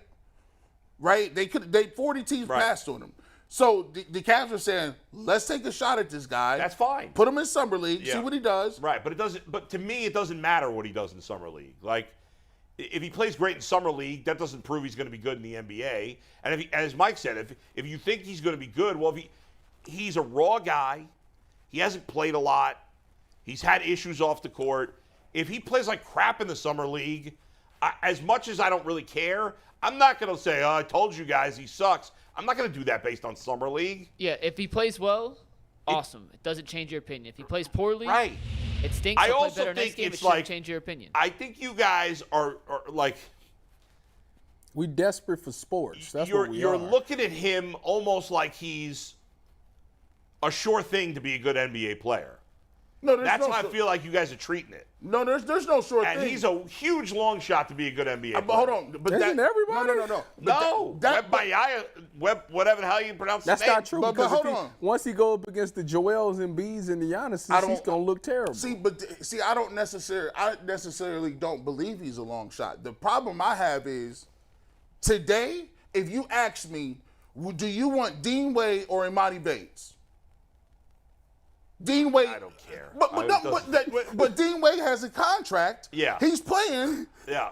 like he's an NBA But, player. That's gee, not a the long point shot. is, history tells us that guys drafted 49 or later almost never make an impact in the NBA. Where did Nikola Jokic It's get very drafted? rare. 42nd. Not to mention the Cavs of all teams. What have they done with second-round picks? What that you would about- trust them? That good organizations passed on this guy. But What because about Draymond Green? second round pick. I think he was the first pick of the second round. Is Joker a second round pick? Yeah. Yeah, 42nd. There's people that can get it done. It's just you identify right. it. That's like one out of every couple hundred guys. and- Well, why can't he be the one? I'm not saying he couldn't. That's but you what have the- to admit it's a long shot. It That's is a all I'm long saying. shot. Yes, it's a long shot. I don't believe there's necessarily a long shot because I'm looking at people that he's already has a better skill set now that are in the league on our team. Dean Wade. Dylan, listen. Well, they're good. If he's the next Dean Wade, great. I'm all excited about that. Is he better than Seti? yes. Jetty. Hold Jetty. up. Jetty. It depends on what you're asking Emoni Bates to do on a basketball. Yeah, what are you asking? If the question is who can go out and score more points, Emoni Bates, yes, is a better player. Is he or a better than- one-on-one scorer than is Jetty he a better Osman right now. one-on-one player than Karis LeVert? No. Come on. Not now. No. Okay, What? I'm just seeing where out of we your at. mind? I just wanted to see where we was at. I'm Yeah, checking his temperature. But Tyvis, real quick, with Bates, as far as fitting into an offensive system, this is less of what can he do right now individually with the ball in his hands. We know he can do that. Yeah, he'd be great in the schoolyard. Can he fit within the threshold of an offense that is primarily guard dominant, pick and roll heavy with Donovan Mitchell and Darius Garland? If Bates is in with those guys, he cannot play the same way he plays and fit with those two. He's going to have to adapt his play style to fit what the Cavs do offensively. And, and I know you love Bates. I like Bates too, but he's not Darius Garland or Donovan Mitchell yet. Like, let's not get crazy. He's not taking touches away from them. Hold So on. to fit, just say it. So to fit into the Cavs like now, he has to play more like a Dean Wade than what he currently does to fit into this NBA playoff contending rotation. He has to change his game to fit them, not the Cavs changing their offensive style to add a third one-on-one ISO scorer to that system. All I'm saying, Mike, is I feel like we've treated this guy as if he's a first-round pick. he is On talent. But he's not. On talent. Is So he? this is actually interesting, real quick. Someone asked me, and I hope he doesn't mind if I call him out, but I'm gonna call him out real quick. Jeff Kuhlman. Is he in the comments? No, he tweeted at me the other day, and we were talking about Emoni Bates. And if you DM me or tweet, I usually go back and forth. And he was like, I think Emoni Bates is going to be a really solid pro. I bet you he has an 8-year career. All these top prospects last forever in the NBA. And I was like, yeah, they do because they're first-round picks. Once again, this is not a shot at Emoni Bates. This is just a fact. In the last decade, he's the only top 3 high school recruit to not go in the first round. The only one. The second lowest pick was this year, 27th, Nick Smith. Just take that for whatever it's worth. Hey, listen, the Take that Cavs for may what you turn want. out to be right, and they may turn out to have a needle in a haystack here. But the reality is that as talented as this guy may be, there's a reason every team in the league pretty much passed on him. There's a reason why every team passed on And it's him. not just because of the gun charge. Oh no, hold on. Trust me. Ja Morant, think about this. Ja Morant got one of the biggest gun suspensions ever, right? No, Gilbert Arenas did. Okay, he did. Yeah, right. So they trying to make a point, right? You're like, well, if you're trying to make a point, you're like, okay, well, look, am I going to just jump up here and take a kid that had gun charges? No. I'm dropping him off my – there's a lot of teams that's going to put him completely off the board. I don't know. Brandon Miller was tied to a murder this year. Yeah. His gun was used to kill somebody. He was the second pick. And not to mention, he's stunk I don't think his in drop, March Madness. Obviously he's not as good as Brandon Miller, but like this. So if he had no gun charges, where do you think he would have been drafted? Late first? Mike, do you agree with that? I see that. I mean, I think a team would have been more likely to take a flyer on him. But once again, he did not drop because of the gun charge. Then why didn't all those teams pick it in the second round earlier take him? Once you're in the second round. I mean, I could just tell you what I heard talking from guys in the NBA. Yeah. It echoed what Jason said. Emoni Bates is a super talented hooper, has to learn how to become a basketball player.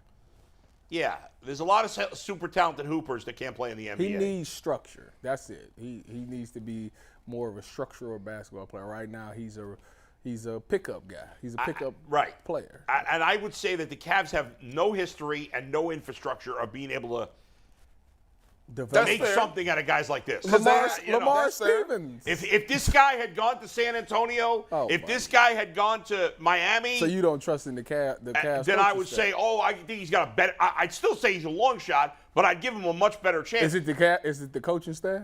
It's just the Cavs in general. When have they ever taken a guy like this and turned him into something?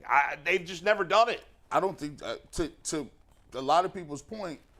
They still trying to turn Evan Mobley. We questioning if they can turn the greatest character kid in the world into a superstar in Evan Mobley. They ain't showed me they can develop him. Right, and with Mobley, you don't have to worry about any of that. This other stuff. But I will say, at the end of the day, do I think he's going to be first team All-NBA? No. Is it exciting to watch a kid that you think has some talent that could turn into be somebody when you know that the Cavs need those type players to hit? Yeah, we're going to watch it. And he's going to ball out tonight because this is a setting that fits his style perfectly. Right, because it's a bunch of slapdicks that he's playing with. No, that's not fair, Bull. No? Well, it is a bunch of slapdicks, but that's not what I'm saying. It is a loosely structured, isolation-heavy, no defense, because all these guys want to come back and have 24 points in the box score. Yeah. This fits Emoni Bates' style of play perfectly. Yeah. And I do expect, and it won't change my opinion what I feel on him, good or bad, but I do expect Emoni Bates to come out and put on a show. I really do. What time's the game? 8:30. Have we sold you enough to watch it, dude? I feel like I have to.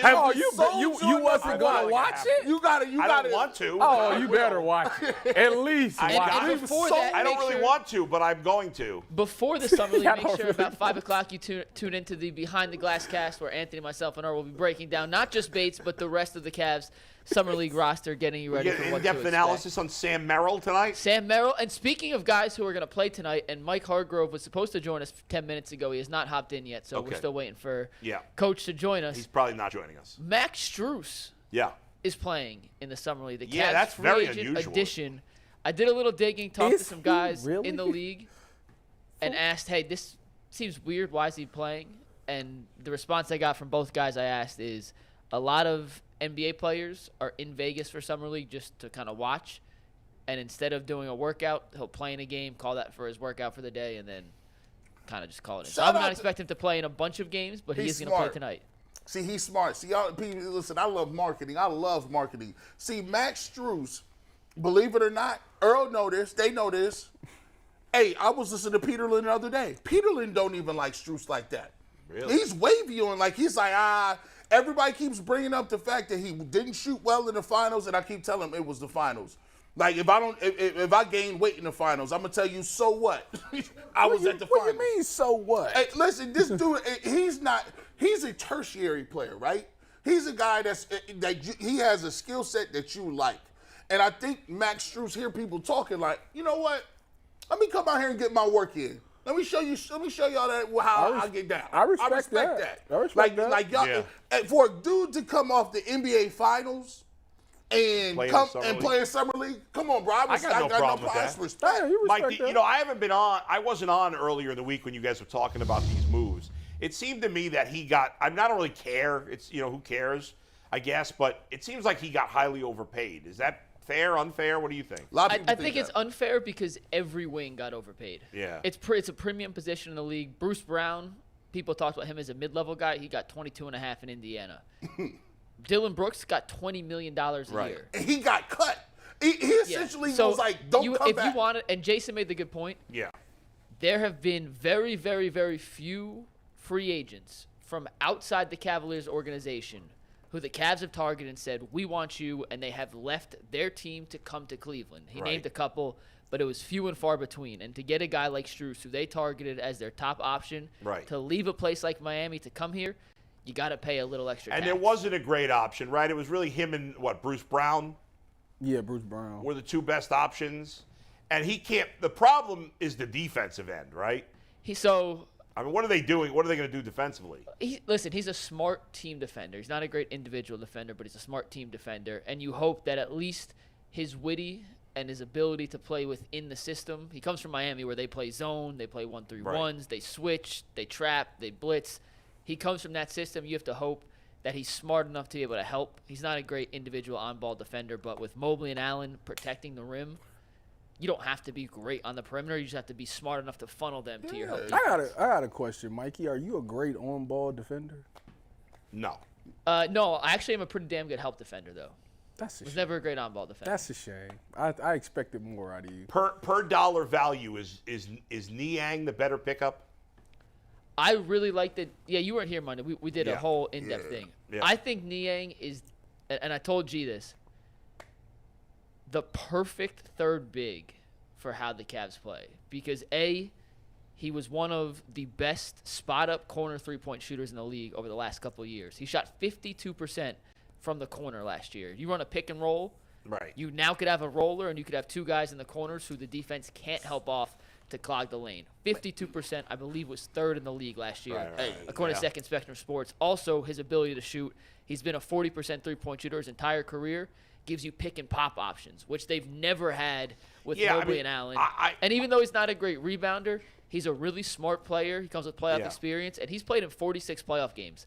That's more than Donovan Mitchell. I was just going to say that. Between the two guys, Strus and Niang, you added a lot of playoff experience. Tons. That's good. 89 games between the two. And deep playoff runs, obviously. And, my first reaction was, well, Strus is overpaid, and these Miami guys they develop sometimes go other places and are flops. But considering the position they were in, and I know you guys talked about this, but considering the position they were in with no assets, I think they did a nice job. I got a miscellaneous question. Miscellaneous. Go ahead. Is Kobe Altman and Andrew Barry friends? I mean, they're both like nerds. No, do you think they kick it? They probably do. Because they both mortgaged their future, and then they decided to take this offseason to get a lot of experience, postseason experience to their rosters. Well, we told them. Well, I know they watched the show. But the Guardians is the only ones that won't jump on that train. No. I know they watched the show because they said, we told y'all got 6 games and you got this year. Unacceptable. And they was like, you know what, we might want to go get some groceries, bro. These dudes ain't playing no more. I'm actually, this is one of the fairest questions, McNuggets. And this is going to show you. A fair question. It's this fair, and this is what you're going to have to listen to all year in the back of your mind. As constituted, looking at the Cavs, you got 2 all-NBA potential defensive player of the year. 2 bigs down there that erase everything. You got not the playoffs. I'm just trying to be nice. Now, you got Donovan Mitchell, who's supposed to be a closer. You got a young guard in Darius Garland that's almost averaging 10 assists. And now you go out offensively and you get the best 2 shooters on the market at positions that you needed. You brought back Karis LeVert, who has opportunity to get 50 off the bench. He's a talented offensive guy. Ricky Rubio's coming back, and he's second year after the ACL. And you got some pieces that you might be able to work with down the line. Who's the center they brought into? Damian Jones. He's a little more useful than Lopez, yes. right? He at least can play. Yes. Okay. So if we got all of these things here, if you were to say, Ime Udoka, if he was the coach, what would the record be? If Tibbs coached his team, what would the record be? If Spoelstra had this roster, I'd argue if Eric Spoelstra had this roster as constituted, I believe that they would be the favorite to go to the championship, and they might give Denver a run for their money if Spo was the head coach. What are your thoughts? But let me answer part of that, G, because the regular season record's irrelevant. Their regular season record was better than Miami's. Yeah. So that doesn't matter. You think this team would be the favorite to go to the finals if Spoelstra was the head coach? Who you talking about, the Cavs? Yes. Yes. Would the Cavs be considered as Spoelstra? I just saw him go to the. No, I just saw him go to the finals with Jimmy buckets. It's hard. Bam running the point guard. But the difference is, Miami has a killer on their team. We don't. You can have. We don't. Hey, you can have a killer on your team, but you got to have somebody doing something. When they needed something to happen and things wasn't Donovan looking, Mitchell choked. Jimmy said, "Give me the ball and get out the way." We don't have nobody that's going to do that. What I'm saying is, when you look at the Miami Heat, they don't have nobody. What do you mean they don't have They nobody? don't have for what they're putting out on the court.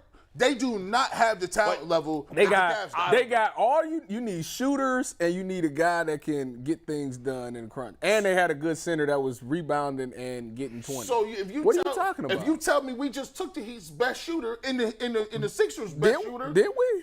Yes, Strus was one of the best shooters. Was he better than Vincent?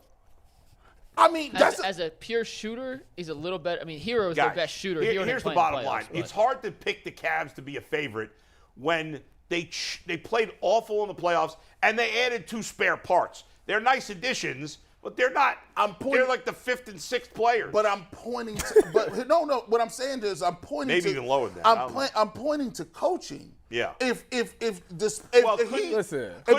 Couldn't you name 15 teams that Eric Spoelstra would make significantly better? Yes. Or actually, every team would be significantly better. Not everyone would be. But what I'm saying is, I'm saying that these other teams that have aspirations, they getting rid of people in Milwaukee. They getting rid of people. Who they get ruled? They just let what's the name go in Milwaukee. The coach, Budenholzer. They let dudes. That was messed up. They let dudes go quickly. My thing is, will we get to the middle of the season and see the improvements that we want to see, or will you still see some of the same things with JB? But the problem is they played great in the regular season last year. Did JB improve from the play-in season? No. You don't think so? I don't think he did. Obviously he did. He went from a play-in team to a playoff team. He lost the play-in. They won one game. They won in one game. You went for the play-in. That's not the point. They went from going 0-2 to 1 more. I mean, how much is that? No, he did not. No. I mean, and he had Donovan, and he went from not having Donovan Mitchell to having Donovan Mitchell. That's a huge difference. Y'all are sick. Y'all sick. I mean, they went from a 7 I agree that having Spoelstra would make a huge difference. I don't know. I still don't know that I'd make them the favorites in the East. What do you say, Mike? All we need to do is sign Bowl, and we going to the championship. Why'd they cut him, by the way? I thought he was okay. The Magic have you could have 15 players on a roster. Yeah. They have about 7 or 8 guys they drafted in the top 10 in the last 3 years. Yeah. Then they have their 2 or 3 veterans. Nobody wanted Bowl in a trade? They couldn't get anything? I guess not. I mean, I was surprised they waived him too. But the roster's so weird. They have so many guys. Jonathan Isaac is still on that roster making $22 million a year. So I don't think they'd be the favorite with Spoelstra. They'd certainly be better. It's a coaching upgrade for sure. But to say they'd be the favorite, I'd have to put them over other teams. And I'm just not quite sure. Right now, today, where are I should look it up instead of asking you. Where do you rank the Cavs in terms of odds of winning the East? We'll start with you, Mike. Today? Right now today, based on the current rosters, without knowing where Damian Lillard's going to end up. Miami. 3rd. You'd put them 3rd behind who? Milwaukee and Boston. Ahead of Miami, who just went to the conference finals. We took all their people. One guy. Hey, they lost. They lost Vincent and Strus. Well, no, but the Cavs took only one guy. But the Lakers got the other dude. What's the dude? Gabe Vincent. Oh yeah, come on, man. Listen, we took. I think what Miami did is not sustainable. That is completely. I think you're right. A one-hit wonder. I agree with you. I would say 3rd. They're ahead of Philadelphia. Is James Harden staying in Philly? No. I don't care. They're still ahead of Philadelphia. Yeah. Who is they coach? Nick Nurse. Nick Nurse. Yeah, see, they'll probably lose. They're gonna lose Harden. I would say 3rd. I'd say 3rd. 3rd. Let's see. Where are they? Unless Dame go to like Brooklyn or something, then I'd change my You answer. said behind Boston and who? Milwaukee. You think the Cavs right now are ahead of Philadelphia? Yes. Yes. You think they're ahead of the Knicks? Yes. Well, how are they ahead of the Knicks? They basically had the same record last year, and the Knicks beat them in the playoffs. So why would you have them ahead of the Knicks? Because I do think there was a little bit of lightning in the bottle with the Knicks. Not taking. I mean, they bullied and bodied the Cavs. They but I picked think somebody that up in was free a. agency, They got didn't DiVincenzo, 4 years, $50 million. DiVincenzo. But I don't think Tibbs, at the rate he plays his guys, that any year with Tibbs is sustainable. He has one good year everywhere he's been, and then teams start to go back down. And another reason, because the Knicks, ain't nobody on the Knicks at this point taking no crazy jump. They are who they are. Julius Randle is who he is. Brunson is who he is. We got young guys. Garland can take a leap. Mobley can take a leap. Yeah. Allen can get on some creatine and lift some weights, maybe, possibly.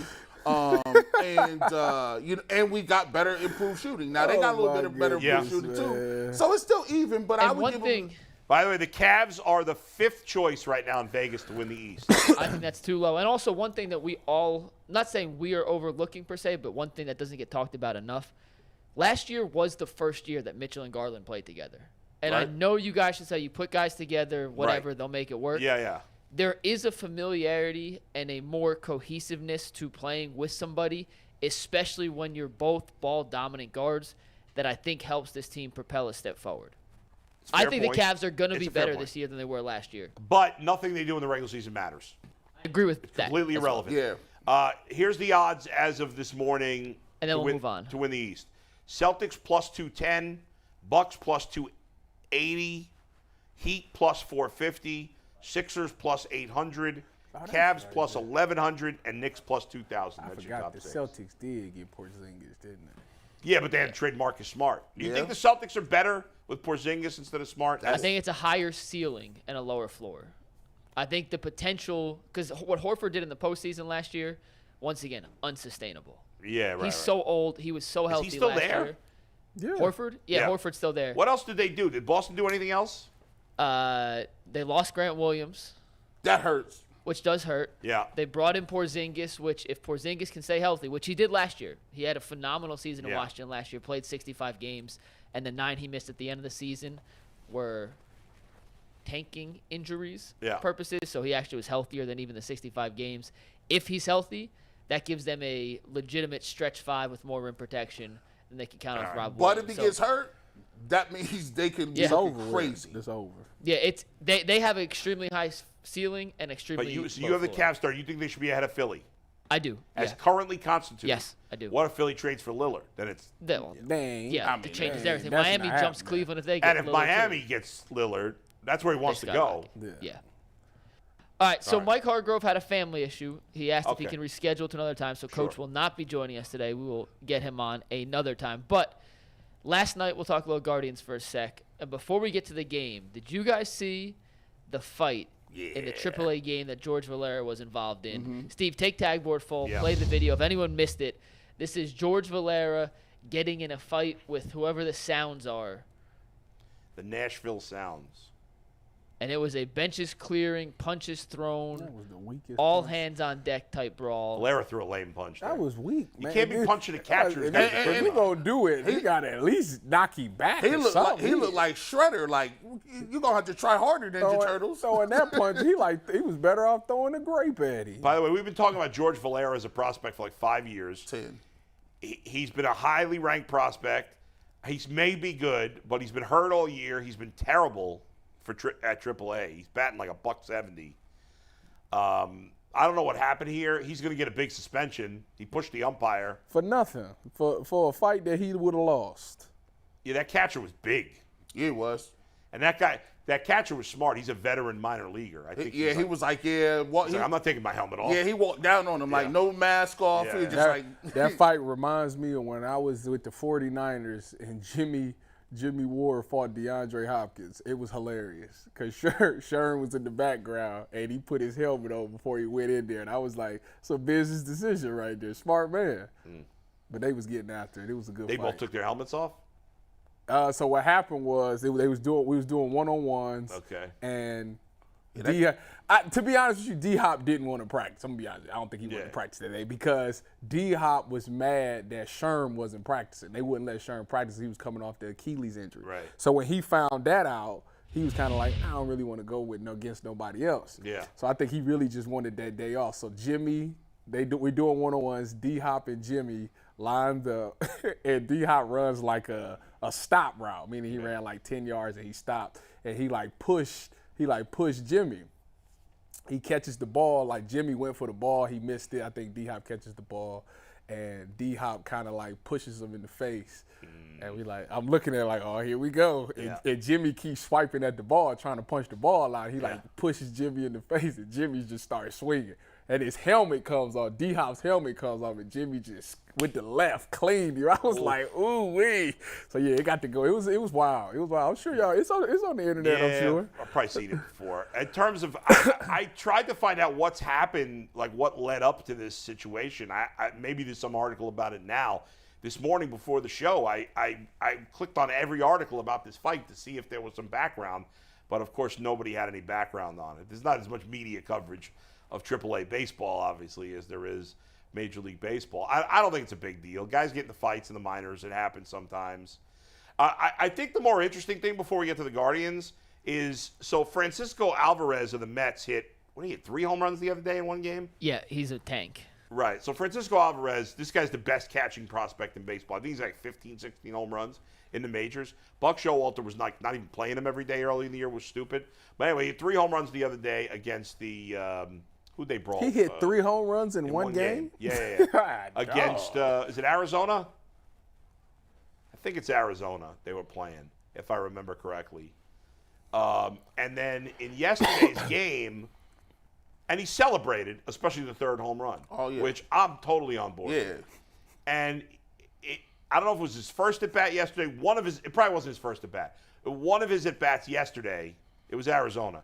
I believe it was Jose Ruiz, who's like a journeyman relief pitcher, used to be on the White Sox, threw a pitch and hit Alvarez. And Alvarez kind of looked out the mound, but he didn't really do anything. The bench is clear, but they were all mostly just standing around. Yeah. But I got to say, like, as someone that has been a huge baseball fan for close to 50 years, this old school mentality that hitters can't celebrate home runs. We saw the Carlos Santana thing. Players are being more celebratory in baseball, and I think that's great. We want to attract young fans. Now, a lot of my fellow older fans, certainly the people older than me, they don't care about attracting old fans. They love when pitchers throw at hitters because they celebrate. I hate that. In every other sport, we're allowed to celebrate. Basketball player makes a big bucket. He's celebrating. Nobody punches him in the face for that. In the NFL, you score a touchdown. You celebrate. Nobody punches him in the face for that. In hockey, every time you score a goal, they jump up and down like lunatics. Every sport, college football, college baseball, softball, in every other sport in the world. You can't celebrate in college football. You get a penalty. But my point is, if you did celebrate, you're not getting punched in the face by the other team. No. Right? Nobody's going to try to kick your ass because you celebrate. Depends on what you did. Well, when Baker Mayfield. But generally, and by the way, the pitchers celebrate all the time. Pitcher gets a big strikeout. He's pointing in the air. He's doing, doing this, whatever. He's doing all kinds of things. The hitters, every time they celebrate a home run, if it's too over the top, some dopey 60-year-old in radio or some idiotic 58-year-old play-by-play guy. So when Josh Naylor hit the home run and he did the rock the baby on the dude, he was all for it? Listen, it was Garrett Cole was cool with it too. It was probably stupid. I was laughing at it. In that situation, it was probably stupid of him to do, but I didn't have a problem with it. Okay. But as him that the other team's probably going to get pissed. But it's dumb. We need players to celebrate. How about this? Guys love playing baseball. That's a great thing. I want to know that young players, and I think the reason it's becoming more acceptable is because the percentage of Latin American players has continued to grow in Major League Baseball, and it's a big part of the culture of Latin American baseball, whether it's the Mexican League, the Dominican League, Puerto Rican League. There's tons of celebrating down there, and it's part of the culture of the game. And as we've seen more and more Latin players in the majors, It's become more acceptable in baseball, and I think that's great. I love it. I'm all for it. I'm all for the celebrating. I'll tell you what, I was listening to Dustin the other day, Yeah. Your old partner, and he talked about taking his kids to the Savannah Bananas thing, right? And he was saying how he's starting to see how, having fun, being non-traditional, bringing that atmosphere, and those guys are still playing hard, right? And now you're not going to go to that level, right? But you start it's a good experience, And so now they talked about those being completely sold out. You can't get tickets, and they're talking about next year possibly this going to like major league ballparks where they're doing it in AAA or some AA venues. But they're completely sold out, 10,000 people. That's crazy. For those who don't know, the Savannah Bananas are this team. They legitimately play games, but they do kind of like Harlem Globetrotter type of stuff. But we had their guy on last week. Yeah, we did. Oh, we did? Yeah, he was awesome. Oh, that's right. Yeah. Completely sold out. It was great. Everybody was so excited about it here. Yeah, I don't know that, you're not going to see that. You're not going to see a guy on stilts in a major league game. Throwing heat. Yeah, right. But let's have some fun. Right. Celebrate. As Ken Griffey Jr. said in a great promo, let the kids, I forgot what he said. That's a shame. Let the kids have fun. Let the kids play. I was like, I don't know what he said. I was waiting on it. I was like, I can't remember exactly what he said. I know his intention was let the kids have fun, but he might have said let the kids play. I dropped the ball on that one time. The point is, let guys have fun. Let the players celebrate, do whatever the hell they want. And a pitcher throwing at a hitter for celebrating should be suspended 30 games. It's ridiculous. To get it out of the game. I don't want that crap. And by the way, I guarantee you most of the old school baseball guys, including maybe Jay, I'm hoping he's not one of these people, are hate the celebrating and think guys should be thrown at. Think about it. It's insane. You celebrated, so now I'm going to throw a 95-mile-an-hour fastball in your back. I feel like Jay would be against the celebration. Yes, I feel like he would, but maybe Jay is surprised. Listen, they need to charge the mound more. More brawls, more people to watch. Do we got a direct line to the boat? Can we find out that if Jay really Should I call him right now and get a one-word answer? Call him on. Yeah, hold on. We'll do a live call at Jay Crawford. Will he answer? He is definitely gonna screen your call. I'm gonna tell you that right now. Yeah. With Jay go on vacation, here we go. Jay is on vacation. I know, like Mike Francesa, Mad Dog Russo, all the old baseball guys. He's not going. They hate to celebrate. Jay's on the boat, so I doubt he's gonna answer. He's not answering. He ain't answering it. No chance he's answering. Oh my God. Jay, hey, you're on the air real quick. Jay, this is important. We need your opinion on something. Answered. This is a guest appearance from Jay Crawford. Jay, are you a fan of players celebrating after home runs? Celebrating when they hit their home runs? Yeah. Yeah, I'm fine with that. I don't want Joey Batista.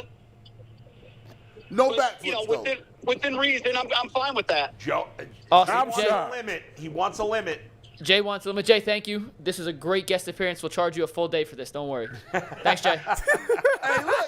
Hey, shout out to Jay for one answering. Yeah. The boat. You guys phone. can hear that, right? Just making sure you guys can hear that. Oh, we heard it. See, he don't care, and he pitches. So, will I ever get a phone? If I ever get a phone call like that, I'm gonna laugh. Now, do you think I would answer? No. No chance. Never. Zero G chance. Bush doesn't answer text, and I'm like, G, I need your stuff now. You need 24 hours to get a response. And we may have said this before, but the G Bush, he'll ignore all the texts for hours and hours, and then he will answer every question that's been posted for the past 24 hours in essentially one text, and you're like, what? I don't know what he's answering here. I'm not sure what happened. I swear I don't do it on purpose, bro. Yes, I'm going. I'm like, what is he talking about? Going where? Oh, that question we asked 32 hours ago. I take tough medication, so I'll be just blacking out at times, right? And I wake up and I'll be. Yesterday I woke up scared, like it was like. Yeah, you didn't even respond. You didn't even respond to what I had going on. No, I was scared, bro. I woke up because I don't know where I'll be at. I wake up and be like, what the hell? Did I miss everything? That medication. And then the interesting thing is sometimes, G, after like. A lot of times it'll be me, Mike, Jason, and Tyvis having kind of a conversation. And then all of a sudden G will give like a dissertation about what we were talking about. No, right? you know what really gets It'd me? be like 50 paragraphs. Is that I forget that Polk is in there, and he'll randomly text back, and right. I be like, Polk is in this chat, ain't Well, he? because there's 2 chat groups. Yeah, there is. Polk and Steve are in one of them because they don't have iPhones, and Brad. And then Brad gave a everyone. dissertation the other day. I said, we're Yeah, that's true. Brad, if we bring up basketball, Brad will jump in every once in a while. All right, real quick, Yeah. 2 minutes. Guardians did beat the Royals Yes. yesterday. They mashed 3 home runs. Love to see it. Any takeaway from the game? It was the Royals. It's the Royals. They better. It doesn't matter. It's nice to see them hitting the ball. And Miles Straw still sucks. Oh, my Tanner Bybee pitched well. Yes. Ahmed Rosario's hitting well, but he can't play the field. He sucks in the field.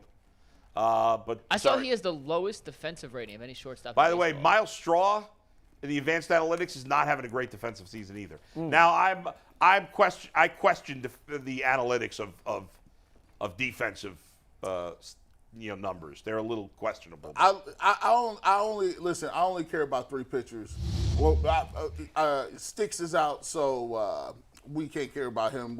By the way, he was transferred to the 60-day injured list yesterday, which means he's out till at least the middle of August, minimum. Dunsky.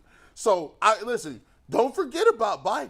Let's not act like because we got Gavin Williams, Bybee ain't still pitching his tail off right now. Yeah. Let's be clear about that. He is. I mean, the biggest story here between now and the trade deadline is what will the Guardians do? Will they be sellers, which they rarely are and have not really been in the decade plus that I've been here? Yeah. Will they be buyers and sellers, which they have been sometimes, and they've had success with that, or will they be straight buyers? I don't think they will be. How long until McKenzie comes back? Oh, Middle of August, earliest.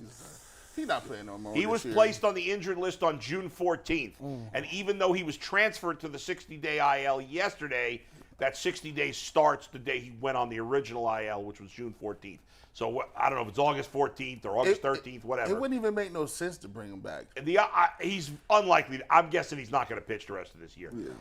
The odds think they're going to bring him back in September after he's missed essentially So that the whole means we got to season. keep rolling with Quantrill? Yeah. Quantrill just went on the injured list yesterday, too. Did he? By the way, that was a nice, convenient injury for Cal Quantrill right there. Yeah, it was. You know how it says like IL back, IL neck? For him, it said IL suck. Hey, like this, Quantrill, like Savali, he ain't pitched too bad the last time. I mean, right now you got. I'm going to tell you right now, Yeah. if Kyle on the mound, you can just they don't even have a fifth starter right You're now. right. They called up Savali. Cody Morris. I don't know who's going to start. They don't need a fifth starter right now. What happened to Logan what's their Allen? scheduled rotation? Why did they send Allen down? Yeah, what's with Allen? Because he hadn't been great. They'll probably call him back up, is my guess. For a second, I was like, who's Allen? And I'm like, oh, yeah, Allen. He had been struggling a little bit. He'll be their fifth starter. They'll call him up right after the All-Star break, probably. Or what's their scheduled rotation? Do they have it all covered? Let me see if I can find it. Go to here. ESPN. They usually have the rotation there. According to ESPN, the last 3 games, it's Savali, Gavin Williams, and Bieber before the All-Star break. I would think that after the 5th game after the All-Star break, they'll bring him Logan Allen back Why up. can't we go on a run like Cincinnati, man? They ripped off Cincinnati, 12, 13, 14 straight. Ellie De La Cruz. I swear. Cincinnati's a better baseball team than the Guardians. I mean, it's that simple. Yeah. They're a year ahead of schedule. I didn't think this was coming this year. They had a lot of good prospects, but I didn't think it would all come together. But man, they're a fun team to watch. They got. I mean, De La Cruz is great, but they got other good young players, and they got a. I mean, they're what the Guardians were last year. Like, it just seemed like they got that type energy. Like, Yeah, they do. Is The Oscar- crowds are excited. Yeah. Is De La Oscar- Cruz is a much bigger prospect than any of the Guardians hitting prospects. Is Oscar Gonzalez never going to make it back?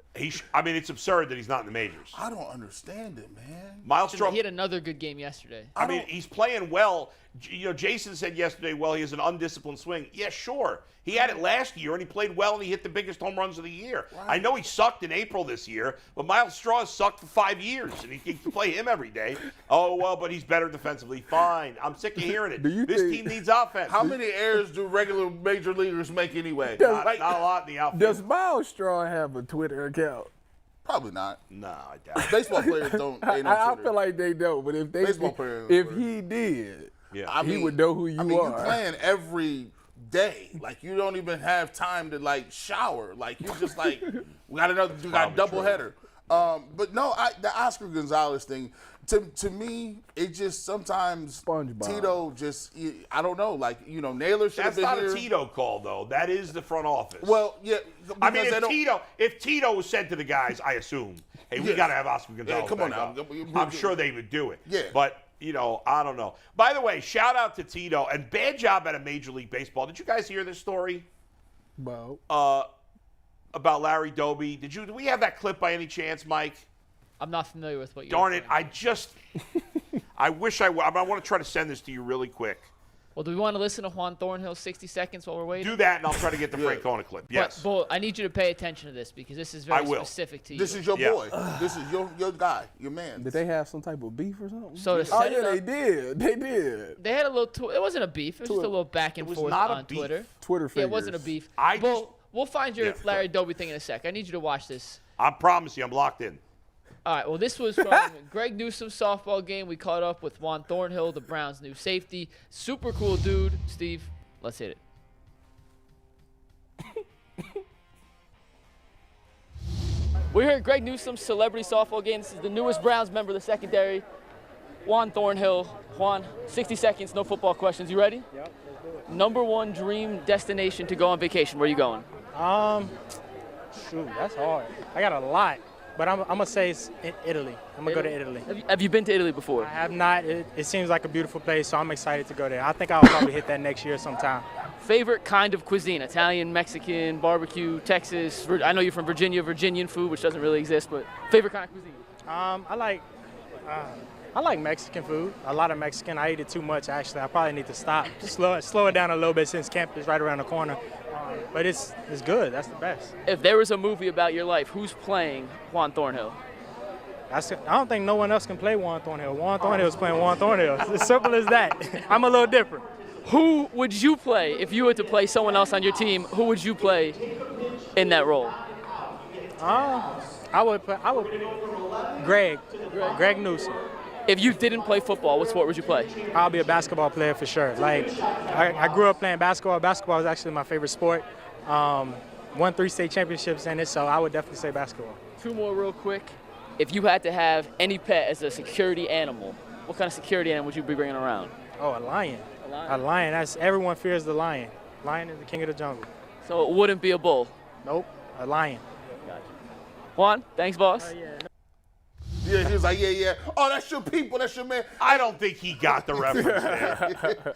I like that, but I don't think he got the reference. I know you guys talked to him about me off the air. But Yeah, we did talk to you. He knows who you are. You're on his radar. Yeah. Earl could chime in. Earl, when you spoke to Juan, you don't have to say word for word how the conversation went, but he's definitely aware of the bowl, right? So before Mike got there, I got there a little early, was interacting with some of the players, some of the other people that was in the media. I had my Ultimate Cleveland Sports shirt on. Introduced myself to Juan, looked at my shirt. He said, "What's up, man? Tell your boy I'm going to still talk my you-know-what." I said, "Yeah, you do that, man. Yeah. You do that." That was it, Earl? You didn't leave anything out? I can't cuss. I mean, I can't. Oh, he cursed me out? No, he didn't. He knows it's wrong, but I mean, we had a conversation about it, and basically, like, people need to kind of. He's not worried about what happened before he got here. He doesn't care about the past pain, the past trauma. Like, he would rather view this thing glass half full and use some optimism. Yeah. Versus being pessimistic and using and viewing it glass half empty. Well, and that's easy for him to say because he just came from a Super Bowl. And by the way, first of all, like, I think the Browns haven't given us many reasons to look at the glass half full. Is that fair to say? Oh, yeah. And I think they hired me. That's great. And I don't like if Juan Thornhill is excited and wants to be optimistic, that's great. But we've heard that before from players. It don't matter unless you do it on the field. So funny, I got no problem with Juan Thornhill, though. It's funny because, like, him and John Johnson, like, they got the same. It's the same thing. Like, it'd be the people with the beards, even though I'm trying to get one. See, Tyvus, he remind me a little. That's like your little cousin. He was like, what would you be? I'll be a basketball player because I'm the greatest to ever do it. I'm a real one. Mike, did you got the Francona thing? I sent it to We you do, guys. yeah. You want to play it real quick? Yeah, guys, we got to play this. This is a bad job by Major League Baseball. This is Terry Francona. Remember, it was Larry Doby Day 2 days ago. On Wednesday. Yeah. Here we go. The anthem. And Larry Doby Jr., and his family was like 10 feet away from me. And I'm sitting there and I'm like, he's my age, roughly. I don't want to make him that old, but roughly. And I'm thinking, you know what? His dad couldn't eat at the same place my dad could. And I marched in and grabbed a pen. Not that that's the biggest statement in the world, but me and DeMarlo grabbed a silver pen and put a 14 because I think it's a shame we can't do that. We've tried, and it hurts me a little bit. Just, man, it's just hard to fathom. I'm having a struggle in fathoming that. Come on, man. What? But I don't even mean that. I mean, yeah, I get that, but I mean just like. Bothers me. I'm standing there talking 5 feet away and thinking about what he endured.